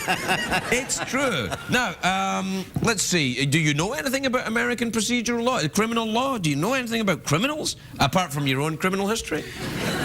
Well, I always go back into myself, right? You know, for my parts. No, I did a little bit of research, and I did meet some. I did meet some detectives, and they were really interesting men because they have this sense of humour that's incredibly macabre. Very dark, yeah. And there's lots of kind of jokes that I think I could never get away with telling jokes like that. No, and I can't. And they're like, I mean, there was one detective who said, "Are you married?" And I said, "Yes." He says, "You want to see a picture of my girlfriend?" And I said, "Yeah." And he pulled out a photograph, and it was a photograph of a cadaver. You know, like a... Hang on a second. A dead body. I don't understand the French there, Alfred. A cadaver is what you put on the back of chairs. No, that's an antimacassar. Sorry. Yeah. and he just pulled it out, and the humour for him was to see the look on my face, and I sort of went, cool. Yeah. And then I saw him go, ugh. I think I made his day. I think. Yeah. Well, luckily that's who we've got solving crimes then. But you've got me now. No, I think it's quite interesting though that people like that, because I'm rather, you know, I've gotten to the age now where I'm impressed and I kind of like cops. It used to be, you know, when I was younger, I was not that impressed with them and I didn't like them at all. They kept chasing me around and trying to get me to explain what I was doing. You didn't get into a lot of trouble when you were younger. No, I didn't. The only bit of trouble I got, I think I may have told you the story. The only bit of trouble I got into was when I got stopped by a policeman in this country. But I did get arrested at a demonstration once when I was very young. What were you demonstrating against? I actually can't remember. Really? But we very important though, I'll bet. Yeah. At the time it must have been crucial. Yeah. But we sat down outside 10 Downing Street, you know, where the Prime Minister lives, and we all got arrested. I got picked, and Jill, my wife, told me that she was trying to find out where I was, and she was phoning my stepson while she was watching TV, and there was a clip of me getting arrested. Wow. And apparently she was saying, "Adam, I'm looking, I don't know where Fred..." "Oh, don't worry, I think I found him." And there was me kind of going, "How dare you, I'm outraged about this thing I can no longer remember. Why? I am so outraged." But the next day, we had to go to court the next morning. We had to be arraigned at court the next morning to pay a fine. Right. And this judge, who was clearly bored out of his mind, and we were all taken out, so we all got up. And I noticed the people in front of me, if they made a political statement in the dock, they got a bigger fine. Oh. So me, the coward that I am, I decided to be absolutely quiet. So I said nothing. And the judge said, "Do you have anything to say?" And I said, "No." And then he said, "What do you do for a living?" And I said, I'm an actor. Really? Successful? I said, not really. £15, fine. That's pretty good. And I thought, you know, it was as if somehow, you know, oh, you can't afford it. Give it. It's a terribly bad business for the actors when it's not working, isn't it, dear? Very sad. I know. That was the. But I was on a stage, on the dock. I stood up. I had a light. And you still didn't say anything, which showed a remarkable restraint, But I I was think. dying to break into song. My lord, I would like to say on this day as we are gathered here. I'd have still been in jail if they'd have put me up there. Did you do a lot of theatre, regional theatre and stuff when you were starting out? Isn't it? Oh, well, yeah, I did. I did loads of stuff. Yeah, all over the place. I toured and did shows. I worked for the Children's Theatre Company. We did like potted versions of Shakespeare for 10-year-old kids in school. Well, how do you do Shakespeare for a 10-year-old? You go, well, you do to be or not to be? To be. That's it. Yeah. Well, we did plays where we cut out all the serious stuff and we just did the kind of the funny, the comedy stuff. All right, okay. And it was all very over the top and, not very good.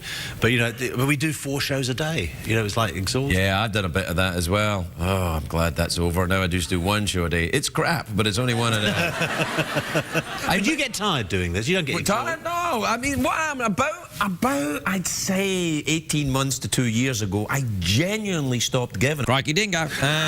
I mean, I kind of acted it a little bit to that point, but at a certain point I went, oh, I feed this in. And I think that it makes it a lot easier to do the job when you have a complete disregard to whether you keep it. Yeah. Absolutely. Yeah, that's right. I think there's a lot to be said for that. Yeah, absolutely. I know. I mean, I'm sure I'll regret it deeply once I get out of here, but until then... Yeah. Well, every time I get a phone call from at work and that somebody they'll say, "Oh, Fred, the producers like to talk to you," or the director. There's always a part of me that thinks I'm going to get fired. Have you ever been fired? Yeah. Really? Yeah, I've been fired. For what? Excellence? No. Oh, thank you very much. That's very nice. I always like that. I might.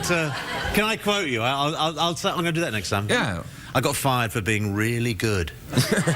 No, I've been fired, and it's never very nice. But there's always that moment of you sort of you kind of go, well, I didn't want this job anyway. Right, yeah. And then you decide to make an exit. You kind of like. And I remember once I got fired, and I picked up my coat. And I thought I'd give it a bit of a flourish, like I didn't care. And I picked up my coat and I managed to knock a bottle of water all over the person who had been trying to save my job. The one person in the room who was kind of saying, "Oh, please reconsider. Please, give him a chance." Give him a chance. And I grabbed fire him. Yeah. Oh dear, that is. Well, actors though deal with that kind of rejection all the time, though. Really, I mean, you learn a part and you go up and you audition. Well, I don't suppose you do much in the way of auditioning now, but I mean, you audition for a part and then they kind of reject you right there. That's right. In the moment. That's why I would never let any of my boys be actors when they're kids, because if they say you want to be actors, I say, well, you have to wait till you're grown up. I love you, but the answer is no, because that's what you're going to hear more than anything else when you're an actor. They love you, but the answer is no. But you develop a bit of a thick skin to it, but it's never pleasant. No. You kind of you deal with it, but it's never pleasant to be told, no. It's horrible. But yeah, no, it's awful. It's like being rejected by a girl you didn't want to sleep with in the first place. I'll have to take your word for that. Oh, it's happened to me many times, Alfred.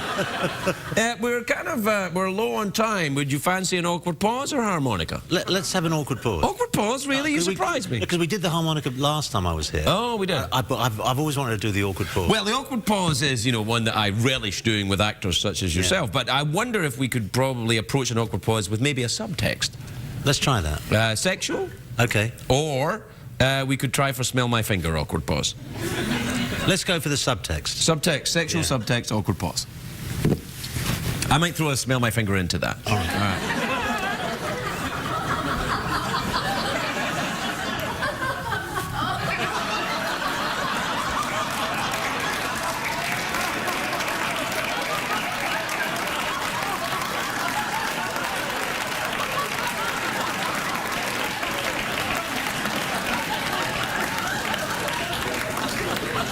Alfred, the word pause would imply a lack of movement.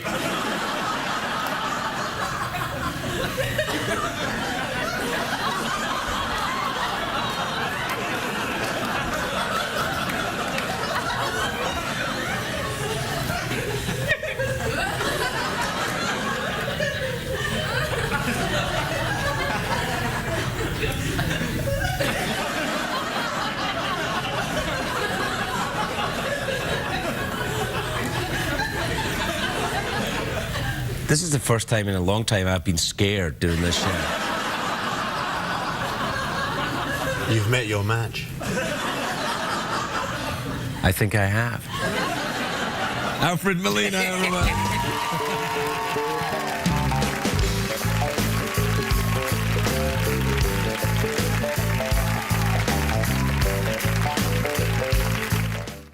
I'm going to see that. Yeah.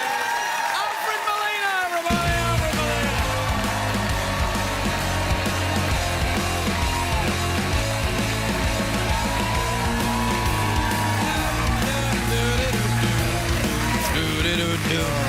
Hello, dear. Hello, dear. You look very nice. Thank you very much. This film looks sensational. Firing guns, shooting, using an American accent. Absolutely. Well done. Absolutely. And I stole the suit from that scene. Is that the same suit from the film? I think it might be the same suit. That's nice. Yeah. And your hair's growing back. My hair's growing back. The last time you were here, you had shaved it off. I looked a bit like a toilet brush, but it's kind of grown a little bit. I wouldn't have said toilet brush, but I was alarmed because, you know, you've got quite, and I mean this in the most loving way possible, quite firm eyebrows. You've got very kind of...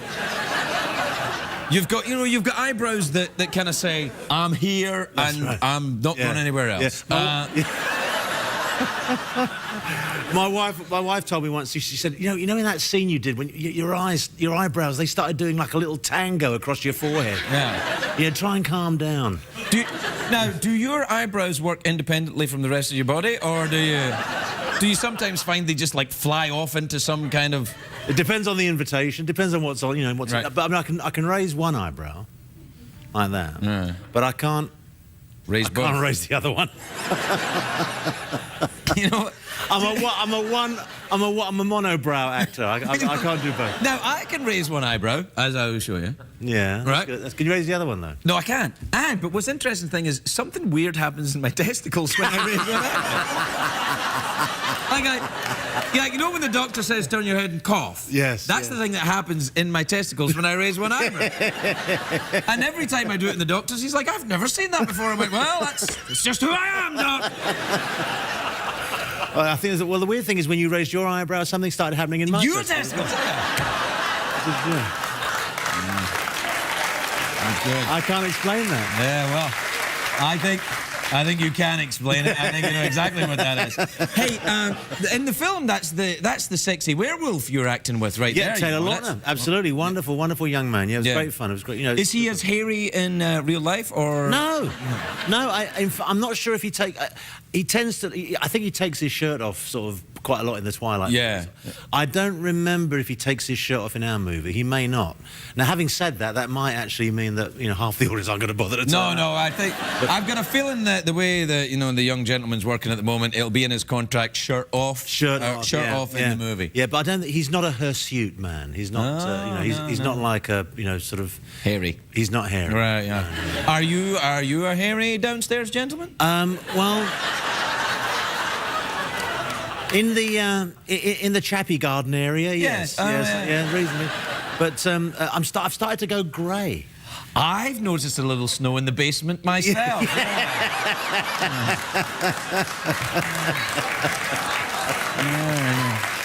But I made a terrible mistake. I made a terrible... You didn't die. No, I made a terrible mistake. I allowed myself one moment of vanity, and I decided to maybe pluck out this one grey hair. Are you insane? I've never known pain like it. That's pain which men are not built for. I thought I'd taken my scrotum with it. Yeah. It was like, it was horrible. I think another Peabody's on the way, don't you think? I hope I can contribute to that. Oh, you can. Now, how have you been? I haven't seen you. You've been this play and you'd shaved your... That's right, yeah. How's that play doing then? We did well. We did it in London and New York, and we're going to be doing it next summer at the Taper here in Los Angeles? Yeah. May I suggest something? I mean, I know you're a very good actor and everything, but can I suggest maybe something, do something else for a little bit, mix it up a little bit? Well, I have been hoping to reprise a character that I was very, very fond of. Ah, here? Yes. Oh, that would be nice. Yeah. We used to play Sherlock Holmes, didn't That's you? right. You played Sherlock Holmes. I was Sherlock Holmes, and you were whoever the hell you wanted to be. Was I Miss Marple? Miss Marple, that's right. Yeah, I was Or Paul McCartney. I can't remember. They both kind of look the same. Have you ever met Angela Lansbury? Yes, I have. I've worked with her. Really? Yeah, she's surprisingly tall, isn't she? She's very tall. She played my mum, and Right. she was, and she's got a bit of a potty mouth. Really? Ooh, yeah. See, I wouldn't have thought... She likes to talk dirty. Do you know who else is a little bit like that, surprisingly? Julie Andrews, Dame Julie Andrews. Really? Oh, she's lovely. She's like, oh, dear, how lovely to see you. It's I think this is lovely hair and all that. And I'll tell you, even cuss words like that coming out of Julie Andrews, you go, that's classy, isn't it? That's right. No, but she's great, Angela. She's great fun. Yeah? You should have her on the show. I would love to have her on the show, but I think I might have ticked her off a bit by saying she looks a bit like Paul McCartney. No, I don't think so. I think you should be more worried about how Paul McCartney feels. Oh, no, I tell you. I was presenting at the Grammys one year, a couple of years ago, and I walked out to present this award to Katy Perry, it was, and it was that she had a song called I Kissed a Girl, and just before our manager came up to me and said, by the way, Katie's not really a lesbian. I'm like, I don't care. And he went, all right. And then I went out to present the award to Katy Perry, and in the front row at the Grammys, Sir Paul McCartney. And he's looking at me, and I'm thinking... Giving you the beady eye? He hates me. Oh. He's clearly, you know, he watches this show when he's with President Obama and Michelle. That's right. That's right. He's like, I usually watch Conan, you know, but... Because it was back in there. Yeah. You know, I think we're probably out of time already. Thank God for that. Yeah, This has been dragging. It's a tough one. It was a bad one, wasn't it? So the film, anyway, film looks good. Not our finest hour, this one. No, I think this was a great one, actually. Listen, we got to know a lot more about your downstairs gentleman's garden area than I thought. That's right, that's right. Yeah. So, awkward pause, mouth organ, glittery ball? I like awkward pause.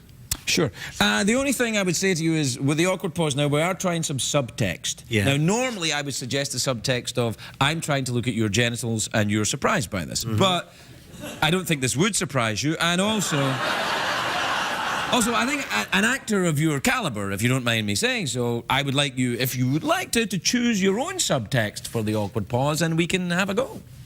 All right. Right. All right. Is that it?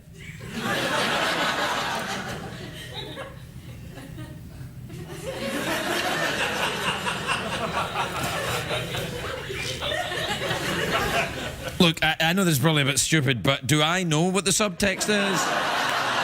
Or this is just your subtext and I'm just, you know, I'm just out here like a grey hair on its own, if you know what I mean. Oh, I have to tell you Well, what it the would be nice if I'm, you know, working with you in this awkward pause, if you would, you know, All give me... right. Well, the subtext is that my arse is on fire. Your arse is on fire, or can we say arse? It's a British word, it means ass. All right. Your ass is on fire, smouldering. Smouldering. All right.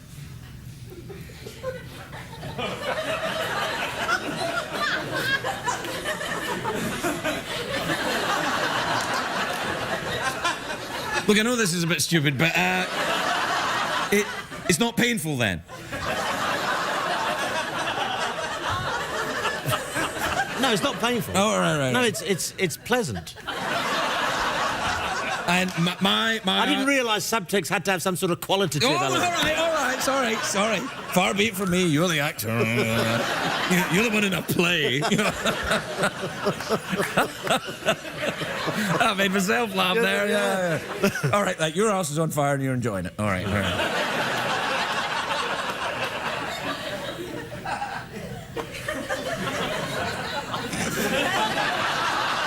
The great Alfred Molina, everybody. I'm a little worried. Yeah,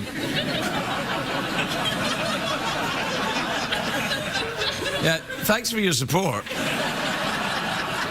I'm a little worried. I don't know if you're aware of this, but Jeff is undergoing some repairs at the moment, so we are trying out various different personality chips for the next 2 weeks. So Jeff will not necessarily be his normal self tonight. Is that right, Jeff? That's absolutely right, yes. I see. Jeff, this evening you seem to be sort of English. Yes, I picked up the E chip from the E file. How did you manage to pick it up, Jeff, using your one arm that only goes up and down that much? It's a very small file. It'd have to be a very small file that was right there. Yes. I see. So you're English, but you have no emotions, or you have emotions? No, I'm English. It speaks for itself. I see. So, given that... Given that you have no emotions, English, is sexually repressed? No. It's only sexual harassment if the robot isn't cute. Wait. Is your mouth working all right? I'm slightly concerned we're like in a badly dubbed Jackie Chan movie right now. I'm breaking in a new boy. Did you just think that and I heard it? Oh, you heard it. All right, join us after this with new English Jeff. Do you follow the sex scandals, English Jeff? Always. You do? You do? What, do you follow them in the newspaper? You still read the newspapers, I assume? Of course, yes. Yeah. Do you read English newspapers or American newspapers? Does it matter? Of course it matters. How are you going to get the latest news on the Kardashians from an English newspaper? They know nothing. The Kardashians are all over the place. Really? Yes. So they have the Kardashians in England? Yes. I see. How do you feel about that? I don't. I'm a robot. Yes, I'm familiar with what you are. I thought you might have some kind of emotion. You have no emotions at all? No. You managed to say that without moving your mouth, I see. Yeah. I'm economizing. You're economizing, are you? Yeah. Economy of movement, that's what makes you a great actor, Jeff.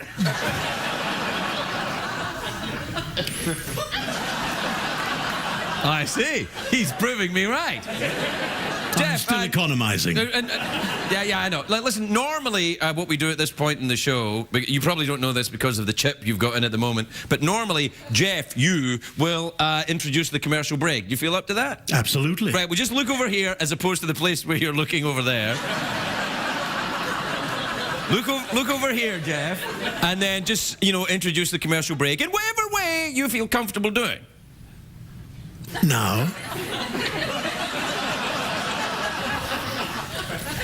Don't forget to come back after the commercial break. Yes, that's great! The show where it's great tonight. It's the usual, but we're trying out different personality chips on Jeff, and things are going great so far. You ready, Jeff? Yes, that's good. That's what regular Jeff does.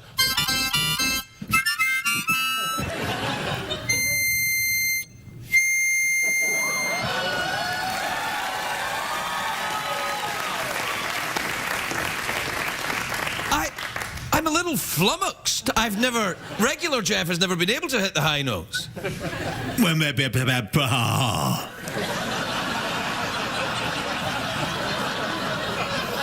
Has he been replaced by Croatian Jeff? No, that's jive talk in England. Oh, jive talk in England? Say it again.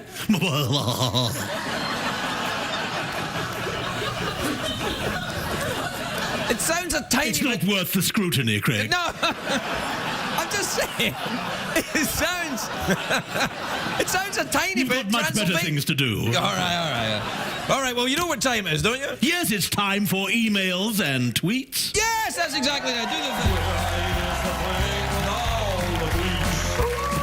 You and your friends stay in touch forever. So now the time has come to check the tweets and your email partner, Ashmode. All right, this is from Chuck in Tulsa, Oklahoma. You ever been to Tulsa, Oklahoma? I've never been to Tulsa, Oklahoma, no. You say that like you've been to another Tulsa that wasn't in Oklahoma. No, Tulsa, it sounds like some sort of skin rash. That's a completely different place. Have you ever been to Skin Rash, Oklahoma? You're right there. No, that made me smile inwardly. Oh, I see. Yeah, that doesn't help that much. right, this is from Chuck. He says, hi, Craig and Jeff. My wife and I are looking to buy a pet, and we can only afford one. She wants a cat. I want a dog. How can we compromise? Jeff, cat or a dog person? What do you think? Dog, every time. Really? What kind of dog do you like? One with 4 legs. And you don't like cats at all, or you just like them slightly less than dogs? I find cats impulsive. You can trust a dog. Well, it depends. You trust it to do what? You can't trust it to drive your kids to school. No, but it can fetch and carry. And a cat won't? No. What'll a cat do then? Ever tried telling a cat what to do? Yeah. Liar. Ever been to Skin Rash, Oklahoma? Have you? In a way. I feel a certain tension between us. Cut me some slack. It's my first day. All right, fair enough. All right, this is from Adrian in Chattanooga, Tennessee. You ever been to Tennessee? You got a little place there you like to go swim and get naked and throw beads at people? Oh, yeah. That's a southern thing, isn't it? What, getting naked and throwing beads at people? Yes, I understand. No. It's a people thing, man. People like to get naked and throw beads at people and go swimming. I can't go swimming. Oh, yeah, of course. Sorry about that. My bolts would rust. You'd look like you were in Skin Rash, Oklahoma.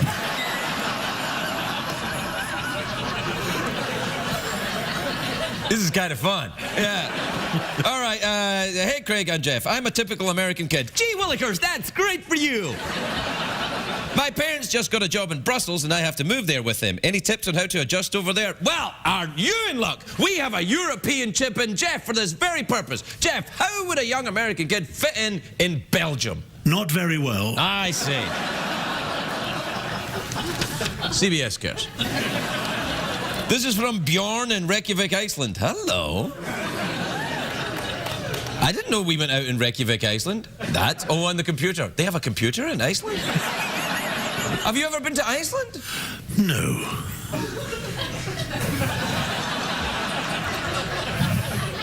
I feel I'm keeping you from something, Jack.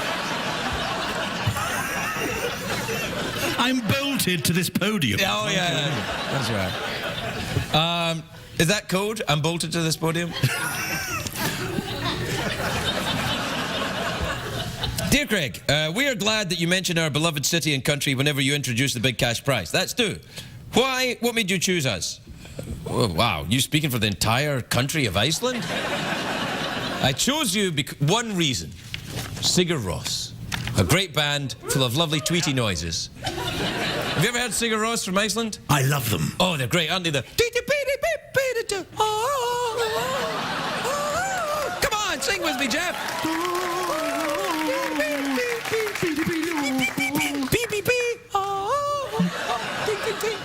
Nothing like them. They're good, though, aren't they? Marvelous. Yeah. This is from Katie in Buffalo, New York. Ever been to Buffalo, New York? Yes, Buffalo is my favorite place. Oh, finally! That's great! Buffalo, you say? Why Buffalo? What do you like about Buffalo? The weather, the delicious wings? I was assembled in Buffalo.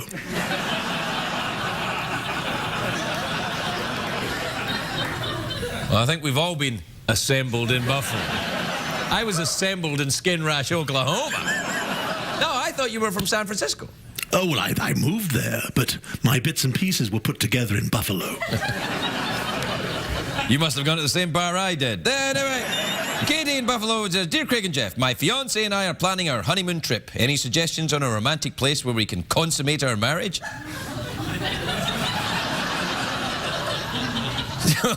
Jeff, where should Motel 6, perhaps? I was thinking more something you'll remember for a long time. What about a dumpster? How dare you go, I didn't really mean a dumpster. I know the perfect place. Skin Rash, Oklahoma. Yeah. This is from Amy in Grants Pass, Oregon. You ever been there? No. Okay. Hi, Craig and JF. JF. Perhaps my chip's been replaced. Hi, Craig and Jeff. My blind date tomorrow night is at an Indian food restaurant. Anything I should avoid? Everything. Huh? Everything. Everything, yeah. No, you probably... no, the thing, I love Indian food. I do. Do you like Indian food? Yes. Really? What's your favourite Indian food to eat, skeleton robot? Rogan gosht. With a vindaloo sauce. Smeared all over me.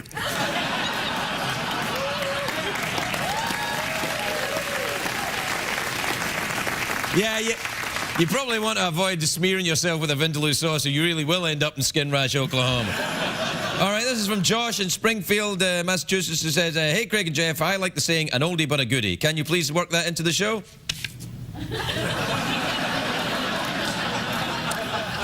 Well, I think that's kind of an... An opening. No, not an opening. That's an oldie. But Oh, but a goodie.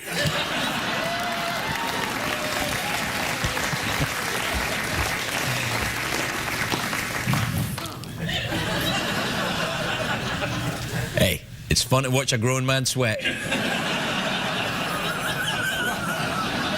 Even if it's not porn. This is from John in San Diego, California. Says, hi, Craig and Jeff. My girlfriend likes us both to wear high heels while we're having sex. Hello! Is this weird? No, sir! It's awesome! This is from Mimi in Denver, Colorado. Ever been to Denver, Colorado? Yes, I have. Oh, do you enjoy it? I loved it. Oh, that's nice. Do you like the high altitude fun? I was in a boot of a car at the time. Ah. A boot, you say? That's what we call in America the trunk of a car. Oh, yes, forgive me. I do know you like it in the trunk, though, don't you? I like it in the trunk. This is from Mimi in Denver, Colorado. Oh, that did well, didn't it? Yeah, is that just reaching you now, is it? Dear GP in the Fergs, that's you and me. My fiance's mom speaks Russian. Should I learn to speak it to know what she's talking about? Seems a bit extreme. Do you speak Russian, Jeff? Da. I see. Anything else? Spasiba.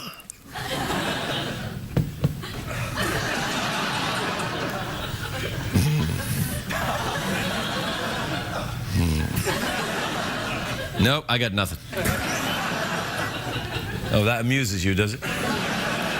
Well, Jeff, we did well. Throw it to the commercial break. I think we'll be fine. Don't forget to come back. No,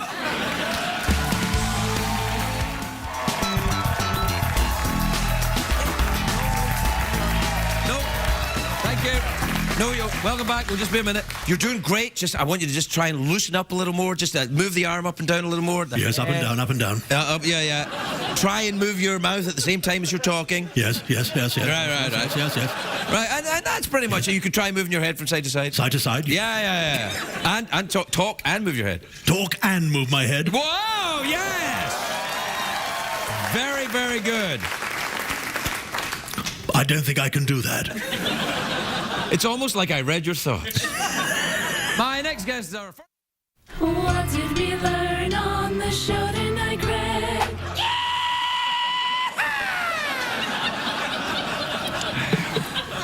Well, how do you think it went? I think it went very well. I think it went very well too. I was cautious at first. I was a little scared. Were you? Well, I was, because I thought, the tension between Scotland and England that would somehow manifest itself, here in the new world. Balls. Wait a minute. That sounds an awful lot like old Jeff in there. I suppose there's still some Jeff floating around, is there? Yes, there's some little bits of Jeff inside. I'm picking it up on my chip. I see. Well, we call them in the States fries. See what I did? See what I did there? Have you been in America long? No, not long. Long enough to be dubbed, I see. Yes. But I've learned something tonight. Have you? I've learned some new words. Yes, what are they? Boner. Nipple? Nipple's a new word? Yes. I have none. Well, that Lesbian. Lesbian? Oh, well, yeah, well. It's a lesbian row right there. That's what they said. That's what they said when they come here. They're honored guests. Is that near Skin Rash, Oklahoma? No. Well, it depends on the individual lesbian involved, but I think that Skin Rash probably is. I'll bet you there's a town in the United States called Skin Rash. Oh, I'm sure there is. Yes, and I'll bet you that town has got a mayor. Mayor Scratchit of Skin Rash, Oklahoma? Mayor Scratchit. And I bet you Mayor Scratchit of Skin Rash, Oklahoma is going to get in touch with us. And he's going to say, why don't you bring the show to Skin Rash, Oklahoma? And we'll say, well, in a way, we've always really been there. Right, Jeff? Absolutely right. You did a fantastic job, buddy. Thank you so much. May I call you Craig? Yeah, all right. Thank you, Craig. Thank you, English Jeff. Say goodnight to the folks. Good night, everyone. Good night.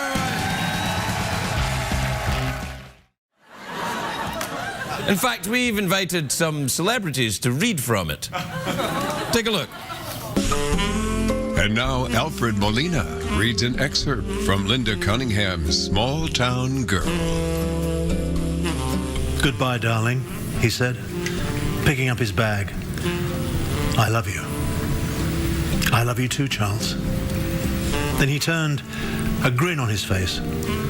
Sorry to disappoint last night.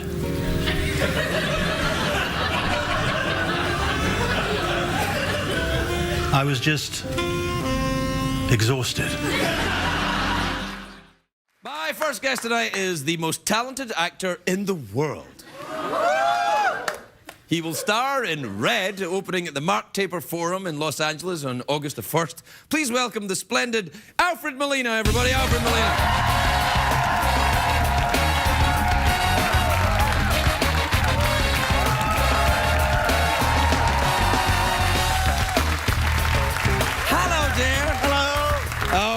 It's lovely to see you, Alfred. The greatest actor in the world. I know. That's another $50 well spent, I think.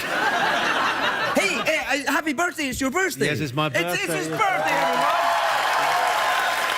Happy birthday. Thank you.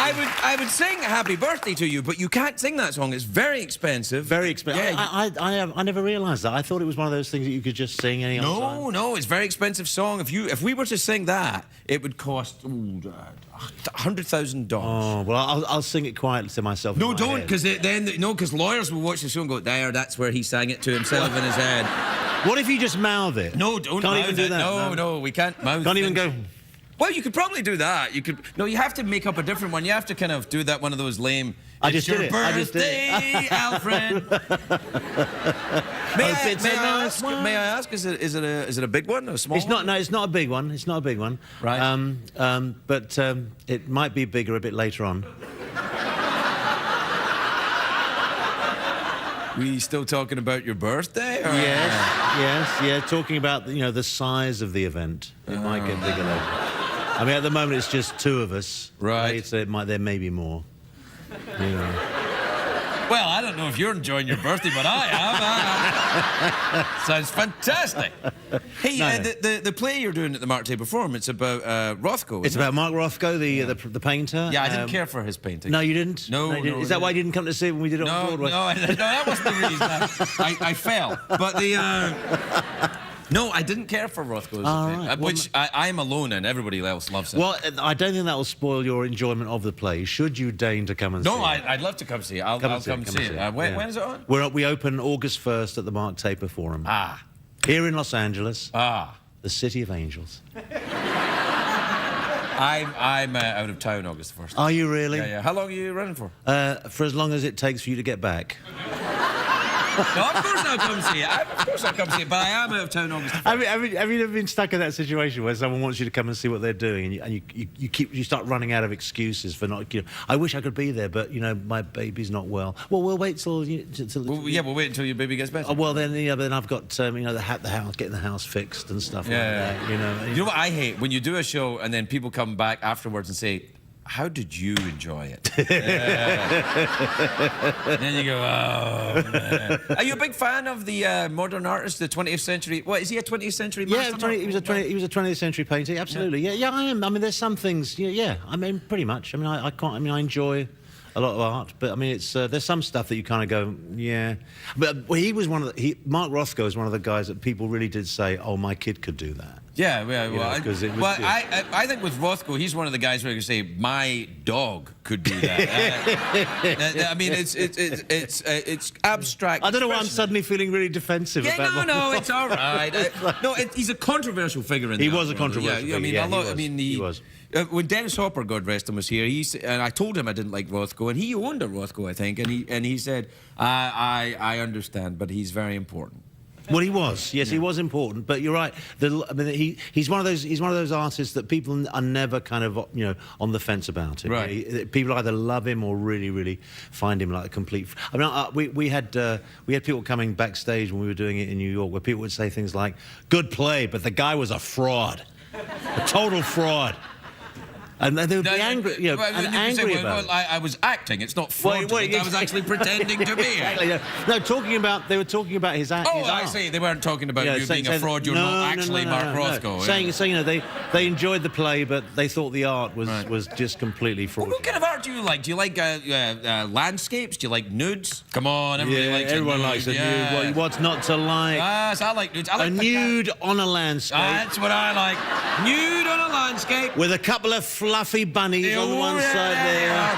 Fluffy bunnies, and then something gambling across the field. Like a waggy-taily dog. Ooh, a waggy-taily dog, yes. Something like that. Yeah, waggy-taily dog, naked lady. Fluffy bunnies up here. Or gentlemen. Doesn't matter. Well, it depends what you're doing. Equal opportunity nudes all across the landscape. Yeah, I like a bit of nudity. Yeah. But not as much as you would think. You know when people say... for a split second there, I thought this was going to be like a serious conversation. Well, it is in a way, because, like, nudity, I think, is better if you kind of just, like, leave a bit...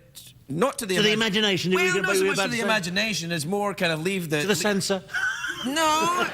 Like, if I'm naked, there's parts of me that look all right and other parts of me that don't look so great. We'll be the judge of that. Well, no. All I'm saying is if I kind of drape things over certain areas and then, and leave, the fog clears around Penis Island, then I think that's fine. Yeah, you could be, tasteful nudity. Tasteful nudity. Something great, yes. Yeah. Have you ever been to a strip club? I have, yes. Did you perform? No, I didn't perform. I got. No, I was stopped. Luckily, I almost did. I did go to a strip club once when I was in my late teens. Oh. And it was a terribly kind of risque, dangerous thing to do. And you got to remember, strip clubs in London aren't like. I'm taking my cardigan off now.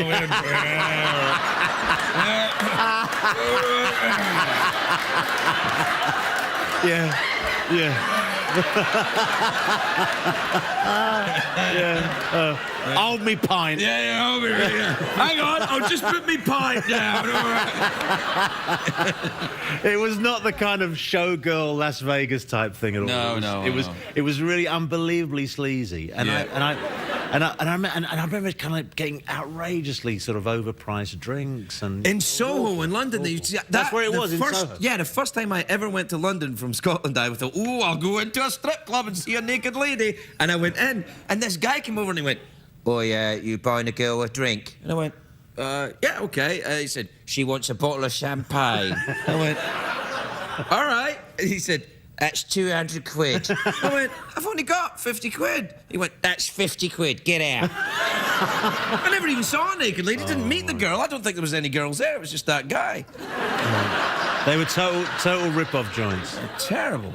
It's not like that now, though, of course. No, now it's kind of, three-course dinners and you valet parking. You can't eat at a strip club. Well, you can. No, because that means you've given up on both food and sex. You're like, oh yeah. Have you tried the shrimp? Yeah. No, I wouldn't do it.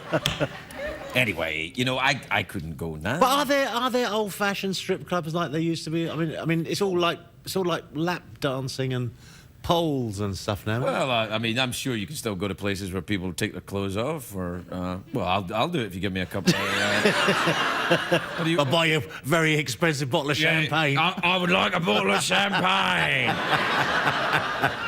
we have to take a break. Do we?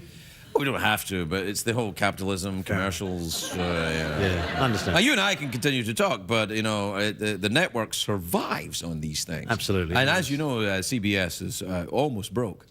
They've got a lot of money. Yeah, they do. They don't leave it here, obviously, but they... Are you incredibly wealthy? No. But I hope to be one day. Seems fair. I live in hope. Do you want to do the commercial thing? Sure, what are we advertising?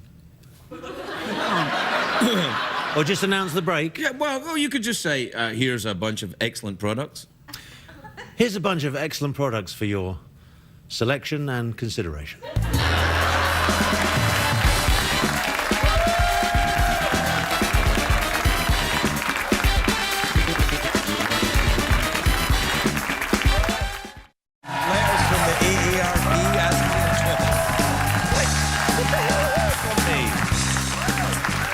I got my first AARP letter when I was 48. Oh, that doesn't... Ain't nothing going on here. That's a cross between the Little Rascals and a Jedi mind trick right there. These are not the droids you are looking for. You a big Star Wars fan? I used to be, yeah. I enjoyed the first two. I know what you're saying. I didn't sort of like keep up with it. I kind of felt like I'd got too old for it somehow. I know what I don't mean that. I don't mean that in a disparaging way, but I just sort of didn't quite have the same sense of. I mean, I remember the first Star was what, 1977? Something like that. You Yeah. know, and I thought it was the greatest thing I'd ever seen. I mean, I thought Very it was just good, like, it was like cutting edge. It was just brilliant. And then after that, then there was that huge long gap in between movies. And I sort of like ended up not, you know. You went to a strip club in I London went to strip instead, clubs. Yeah. And it scarred me for life. Scarred you for life. You didn't want to do it anymore after that. You enjoy the science fiction, though? I do, yeah, a little bit of something. I enjoy a little bit. I like all the doomy stuff. I like all those movies that always take place in New York. Yes. And it's always like the end of the world. I like the steampunk that they're doing. You know the steampunk type. No, this is new to me. Well, steampunk. But I'm an old fart. Well, you know, it's this. I don't know if I'm quite getting it right. And I'm sure there's a lot. Steampunk. Steampunk. Yeah, it's kind of like. Is that edible? Yeah, steampunk. It's a kind of fish, and you steam it, and tastes a little bit like chicken. It's just yeah. First time I tried it was in a strip club, actually. Have you tried the steampunk? Yeah. How much does it cost? No, I do like that. What is steampunk? It's kind of it's an alternate reality. It's like if the world exists but flying had not been invented or something like that. Oh, I so see. It kind of goes in that direction. It's very... Or if there's a giant robots but it's the time of the Wild West. I think that's the type of... I think... I could be wrong. Got it, that sounds good. Yeah. Yeah, I'd buy that. Yeah. I'd go and see one of those. Yeah. A bit like the Sherlock Holmes movies, the new Sherlock Holmes. Yes, the new Sherlock Holmes movies have a bit of the steampunk, Yeah, I think, absolutely. about them. Yeah. That Robert Downey Jr., he's good, isn't he? Clever chap. Yeah, very clever. Have you ever had him on your show? Oh, you have, because he made that great crack about looking. He came on with a big moustache. Oh, he did, yeah. He said he looked like one of the Mario brothers. Right, yeah, he did as well, yeah. Yeah. You grow a moustache from time to time. I do. I'm growing one right now as we speak. Is it for It's for a role. Oh yeah. Yeah, but it's not coming through. And also, I'm totally grey now. My beard is totally grey. So when I grow my beard, Yeah. it really does look as if I'm dyeing my hair. But your hair's not dyed. No, my hair isn't dyed. But But your beard, that's weird. What about downstairs? Grey, normal colour, or what? Blonde hair, black moustache, great brown bushy beard. down below. Ginger down below. Good Lord. Good Lord. I thought I was going to take that secret to the grave, but Good Lord. Well, you know, that's a nude that I'd quite like to see, actually. We're out of time here. Do you want a mouth organ, an awkward pause, or a big cash prize? well, this is new. This is a new innovation. I'd like to try the big cash prize. Well, it's something we put in. I think you'll enjoy it. It's I've got a taxi waiting outside. I might need some cash. a taxi in LA. Yeah. expensive. Did you get a DUI? No, but I caught something off the bag, see? Hey.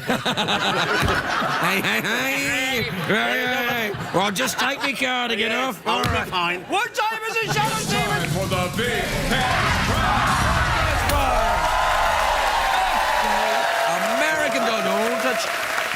$50 American in quarters in a bag with a dollar sign in it, just like the burglars use. Here's how you can win.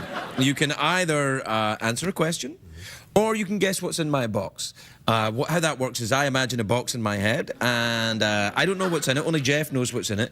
And you try and guess what it is. If you're right, Jeff will tell us, and if you're wrong, something awful will happen to you. I mean, even worse than being on this show. I'm going to try and guess what's in your box. In my box?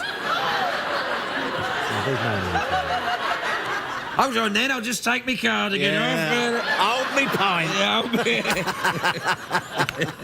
All right, then. I'm imagining a box. Jeff, do you have the box? Yeah. Alfred, what is in my box?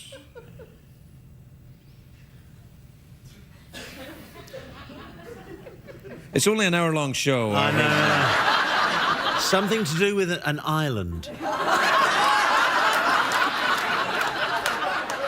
Can he be more specific? Begins with a P, maybe.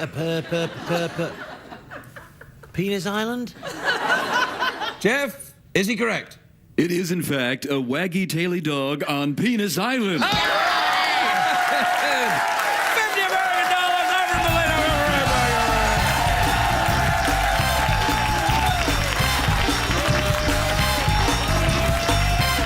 Alfred Molina, everybody. Alfred Molina.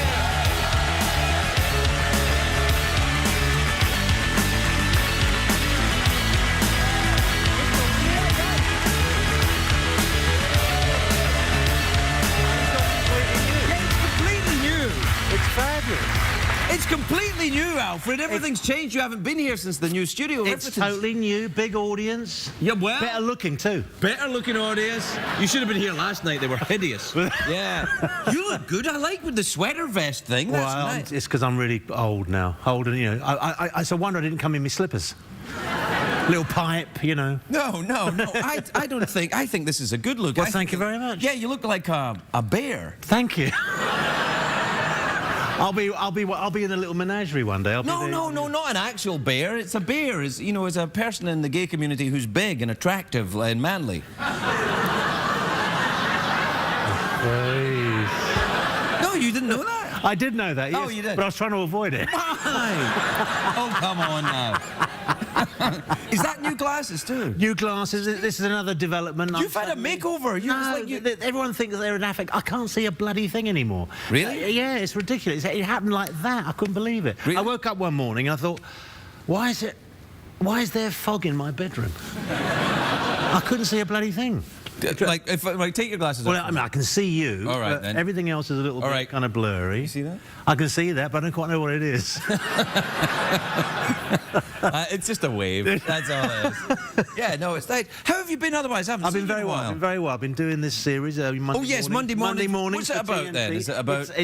It's a medical show, but it's got this added thing where it's really based around what they call the M&M meetings, the morbidity and mortality meetings, where the doctors. It's a kind of comedy. Yeah. It's a lot of, it's where the doctors have to are accountable for any mistakes and choices they made in the previous week. So you've got the usual kind of medical show, but there's also a kind of like a courtroom drama element to it as well. Right, and when it's fabulous. Yeah, there you. When does the jokes then? What happens? The jokes start. The jokes started when they cast me. Really. Oh, come on. Are you American again in this? No, I'm British. Oh, you play. And it wasn't my idea. Oh. It was David Kelly's idea, which is David But Kelly? it made me laugh because he phoned me up and he said, "I think we might make the character British." And I went, "Okay." And he went, "One less thing to worry about." But I was cool. I didn't say anything. Well, your American accent's pretty good. It was okay, but when you were Dr. Octopus, I thought you were American. I was. Yeah. Now,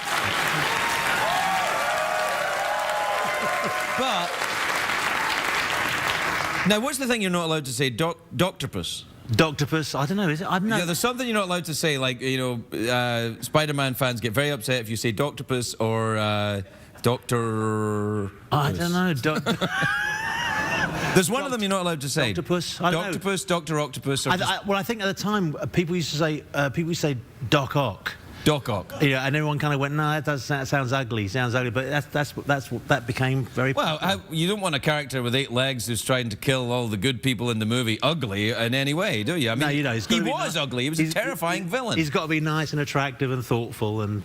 See, I like villains that are nice and attractive. Yeah, well, all the best ones are. Yes. All the best ones are. Hannibal Lecter, he's always attractive. He was attractive, he was seductive, you know, all the best villains are the ones that kind of, in a way, seduce you in some way or another. Yeah. I'm using the word in its wider context. Yeah, I like it, though. Have you ever done that on the stage? What, playing villains? Like a smooth villain. Once or twice. In what? What would I know? Nothing you would have known. Oh, well, come on, try me. Because you were over here. Right. And I was over there doing it in to Britain. 10 people in a garage. No, come on. You do the big theatres in Britain, don't you? The National Theatre and all that stuff. The National Theatre, yeah. But it's, you know, it's fun. Villains that have got a kind of attraction. I mean, all the best villains are attractive. Hey, you know what they did? You know the great Shakespearean villain, Richard III? Yeah. They found his skeleton. Under a car park. Under a car park. Unbelievable. It was his actual skeleton of Richard III, and he didn't have a hump. No, but he did have slight... A penis? A penis, of course, yeah. He had a penis. Yeah. But he did have slight curvature of the spine, apparently. Did he really? Yeah, yeah. So there's a little element of truth in it. And they did this mock-up of his face. Yeah. And he looked... pretty ordinary, yeah. Just like a dude, really. I kept thinking, who's going to... I saw that computerised image of his face, and I suddenly started thinking, I wonder who's going to play him. And I looked at it, I thought, it's Matt Damon. Matt Damon. Matt Damon would be an excellent Shakespearean villain. Matt Damon is going to play Richard III. Why not? In the movie? Why not? But isn't it sad when they find you under a bleeding car park? It's kind of... Well, you know, he shouldn't have done that thing. That's totally it. It's a gangster's ending, isn't it? It's kind of a little bit. Totally. Yeah. Oh, I don't know. When were you back then? In Britain? Oh, the last time I was there was around about this time. Yeah, this time last year I did a movie for the BBC. BBC? Yeah. That's where the money is. That's all. That's what they think. Oh, man. Yeah, they're worse than CBS, those bastards, I tell you. The BBC, you're working for the BBC. Well, how much can you afford to pay us? Exactly. They're really like that. It won't be much, Alfred, but there'll be some marvellous kudos for you. Yeah, there'll be kudos for you. And there'll be great snacks and tea. There'll be plenty of tea throughout the production. Tea will be running hot. There's no craft service over there. I mean, whatever the snacks are is whatever that was on sale at Costco that morning. Really? You know, so it's like all the peanuts you could eat, or all the red vines you can eat. Oh, I like red vines. Me too. Me too. They make you poop though. They make you poop? Yeah, too many red vines, right through. Like pate through a goose. Do that noise again. You want to work that into your medical drama. Yes. What's the prognosis, doctor? Oh, I think it's right. Yeah, he's done. Do you like it here, then? I do, actually. Yeah, I do like it here. I like it. I mean, you know, it's. I always think, you know, it's been wonderful. We've been here for 20 years now, and it's been really fantastic. And I'm very. You've lost your accent. You sound very totally lost my accent. But it's been wonderful. We love it. People say that to you when you go home. Well, every time I go back home, someone always says, "Oh, you sound so American," but I don't think I sound American at all. I get that when I go home as well. I say, "Oh, you sound American. You look at you with your teeth." I'm like, that's not fair. And then once somebody said to me, "Oh, you're Scottish when it suits you," and I went, "What does that mean?" You know what it means. It means I shut it, hate you, is what it means. But I have noticed though that I've become a bit more. Since I've been here, the little things that sort of seem to define the English over here have become a bit more. You know, like I get a bit. Making tea has become a bit of a fetish. Really? Yeah. Whereas when I was at home, what do you wear when you make tea? A French maid's uniform. Yeah, that would be considered a fetish. Yeah. Yes, and a big feather boa. No, but you know, in England, I'd throw a tea bag in a mug, pour some hot water on it, and that'd be it. But here I'm kind of going, oh no, warm the pot. Oh no, milk goes in first. You know, I suddenly become like really sort of. I think I'm Crikey. David Niven. I'm sorry. Well, I know you can't cuss on this show. That thing will happen, won't it? No, they'll pixelate your mouth. You want to grow your beard a bit longer, then then you can say crikey all day long on TV. We have to take a break. We'll be right back with Alfred Molina, everybody.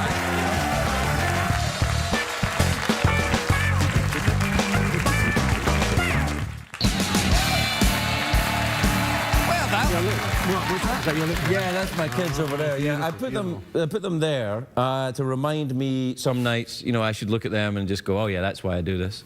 No, that's nice. Yeah, that's nice. I mean, what age are yours now? Oh my goodness, my daughter's 32. So out of diapers then? Really? Yeah. Only just. Yeah, my two stepsons are in their 40s. My grandkids are now like 9 and 6.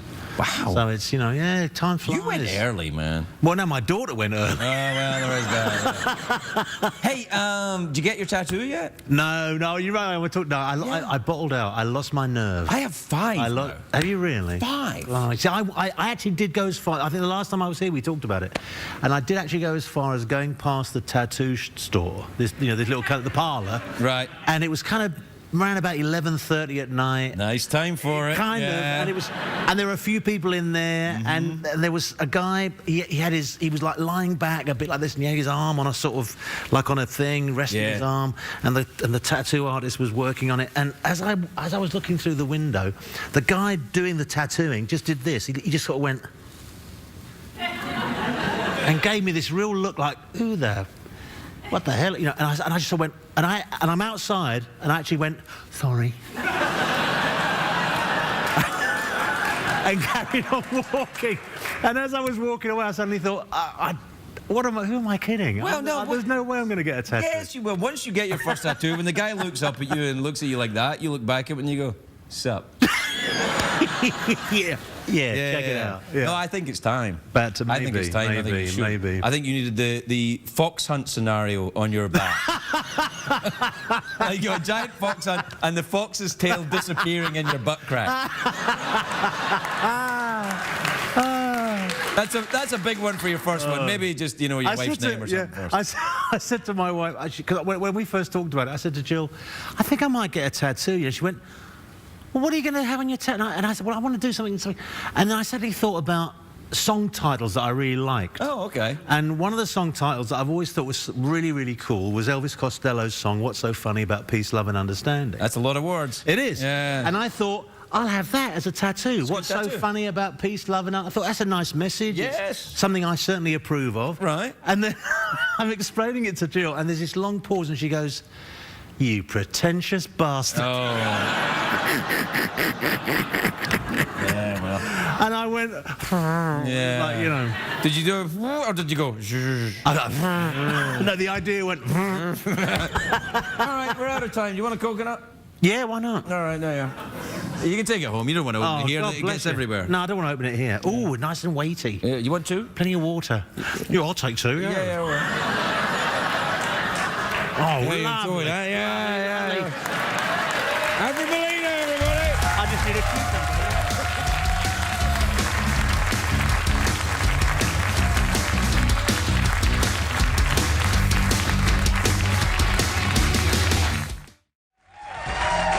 My first guest tonight, a terrific actor, really a very, very good, very, very good actor. He's the best. He's the best. He's the best actor. In the world. In the world. He is the best actor in the world. No pressure. He's the best actor in the world. Oh. He stars in Matador, which premieres July the 15th on the El Rey network. Take a look at this. See what did I tell you? Oh, Alfred Molina, everybody. Alfred Molina.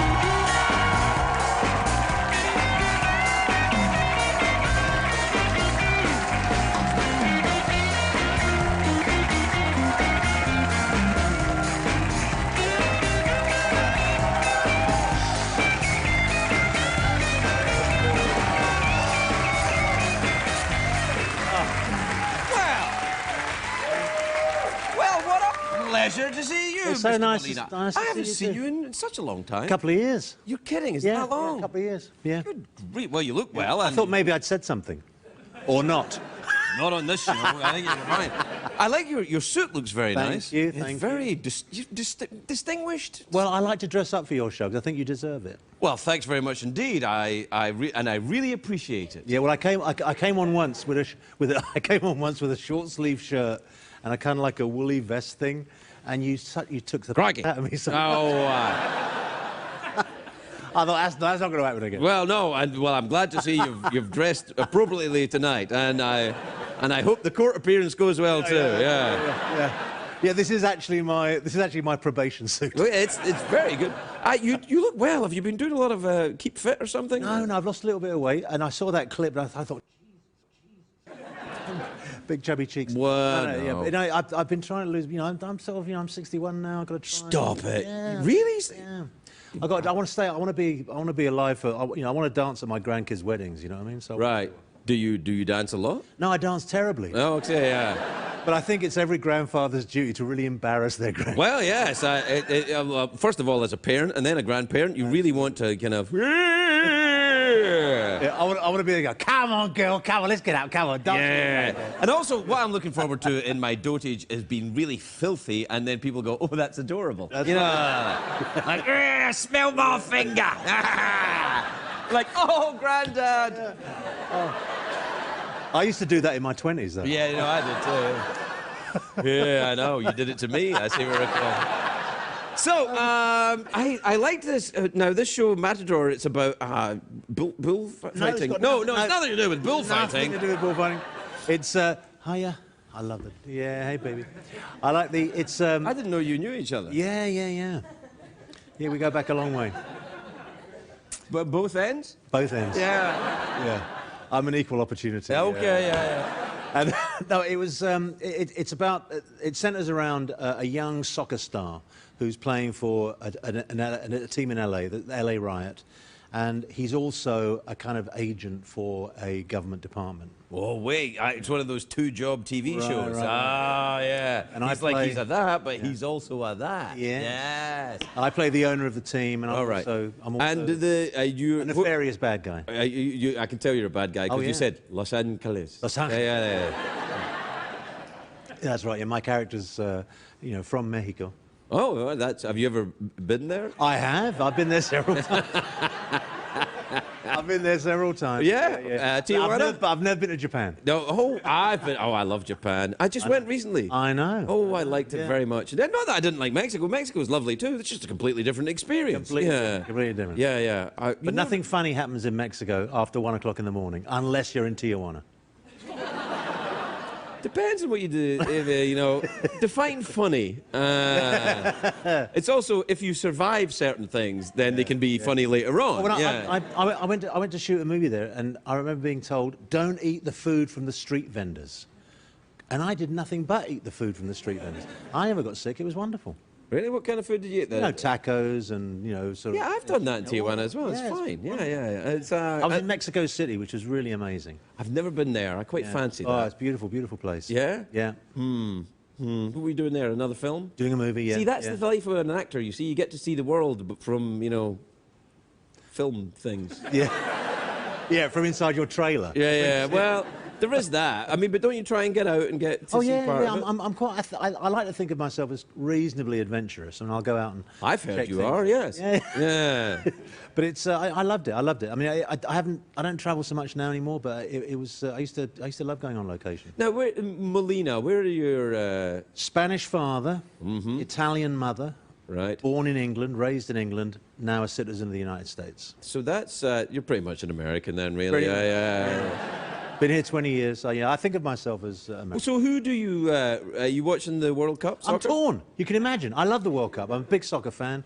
I love it, but I'm sort of torn. I watch all my options dwindling away. Yeah, well, Spain went first, then England. England. The USA. I don't know if they're still in or not. I think they might still be. I think most people in America don't know if they're in or not. Yeah.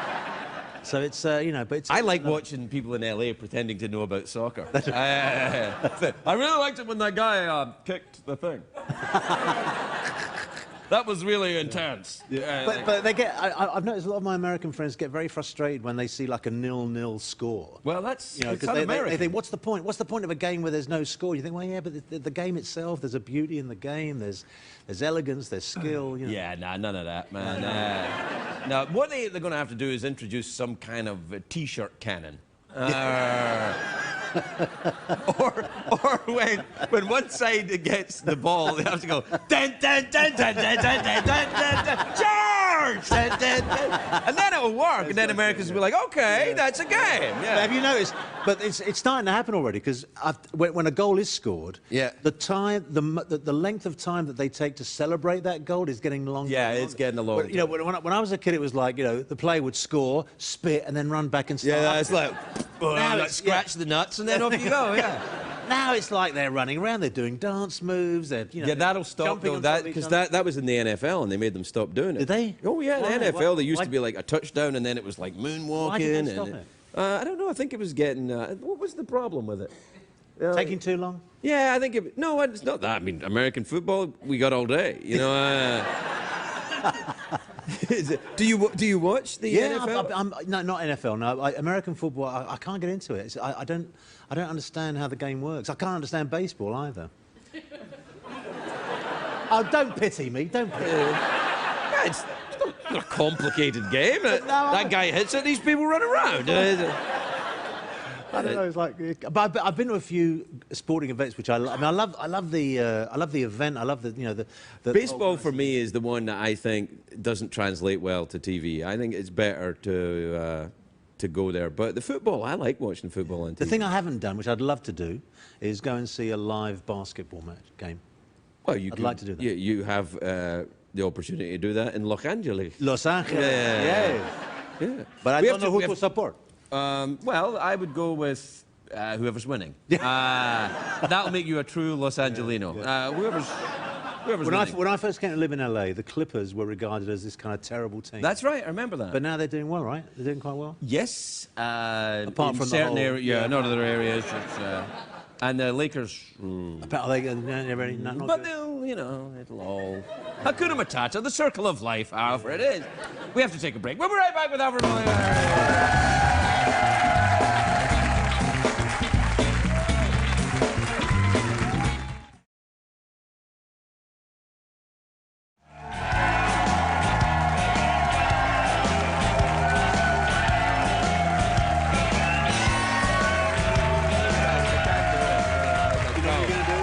I don't know, something's turn up.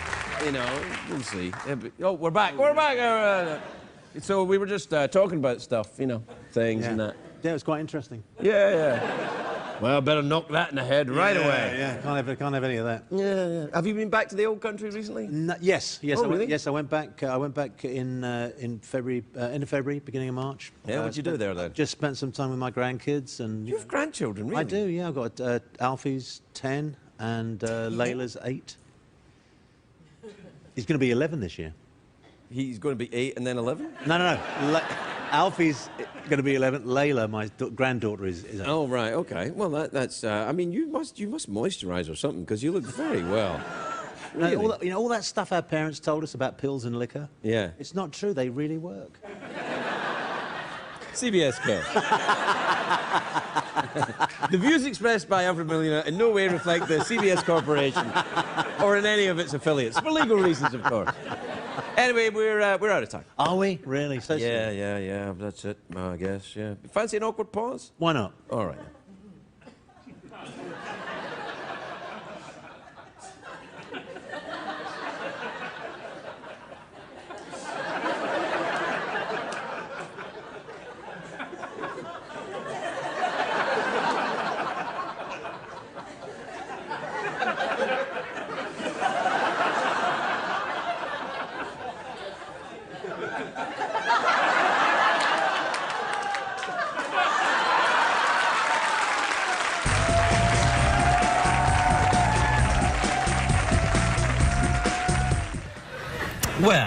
Well, Fred Molina's. He's awesome. He comes back on the show. Does he? Yeah, I don't think he has an Oscar, though. No. But he's good, though. He is awfully good. He is very good. Yeah, I nearly made out with him once. Really? In a sketch, yeah. Did you? He was playing Sherlock Holmes and I was playing Angela Lansbury. Did you really? Yeah, we did. Yeah, have you got that sketch? I'd love to see that. Yeah, no, it's he comes in and he's playing Sherlock Holmes, and I was playing Angela Lansbury, who, you know, for the purposes of what we do here, bears a striking resemblance to Sir Paul McCartney. Right. You kind of had to be there, Right, is yeah, what I'm yeah, saying. yeah. Anyway, I nearly made out with him. Our lips were like this close. Oh, isn't he lovely? He is, yeah, but when he gets that close, then I started to think, oh, maybe not that lovely. He's awfully tall. Very tall. Very tall, and large. Lovely minty breath, though. Yes. I didn't notice that. No, he was playing your dad, for God's sake. Yeah. He's a hugger, though. He is a hugger, yeah. He's friendly. A little too friendly. With me, yeah. Anyway, we're out of time.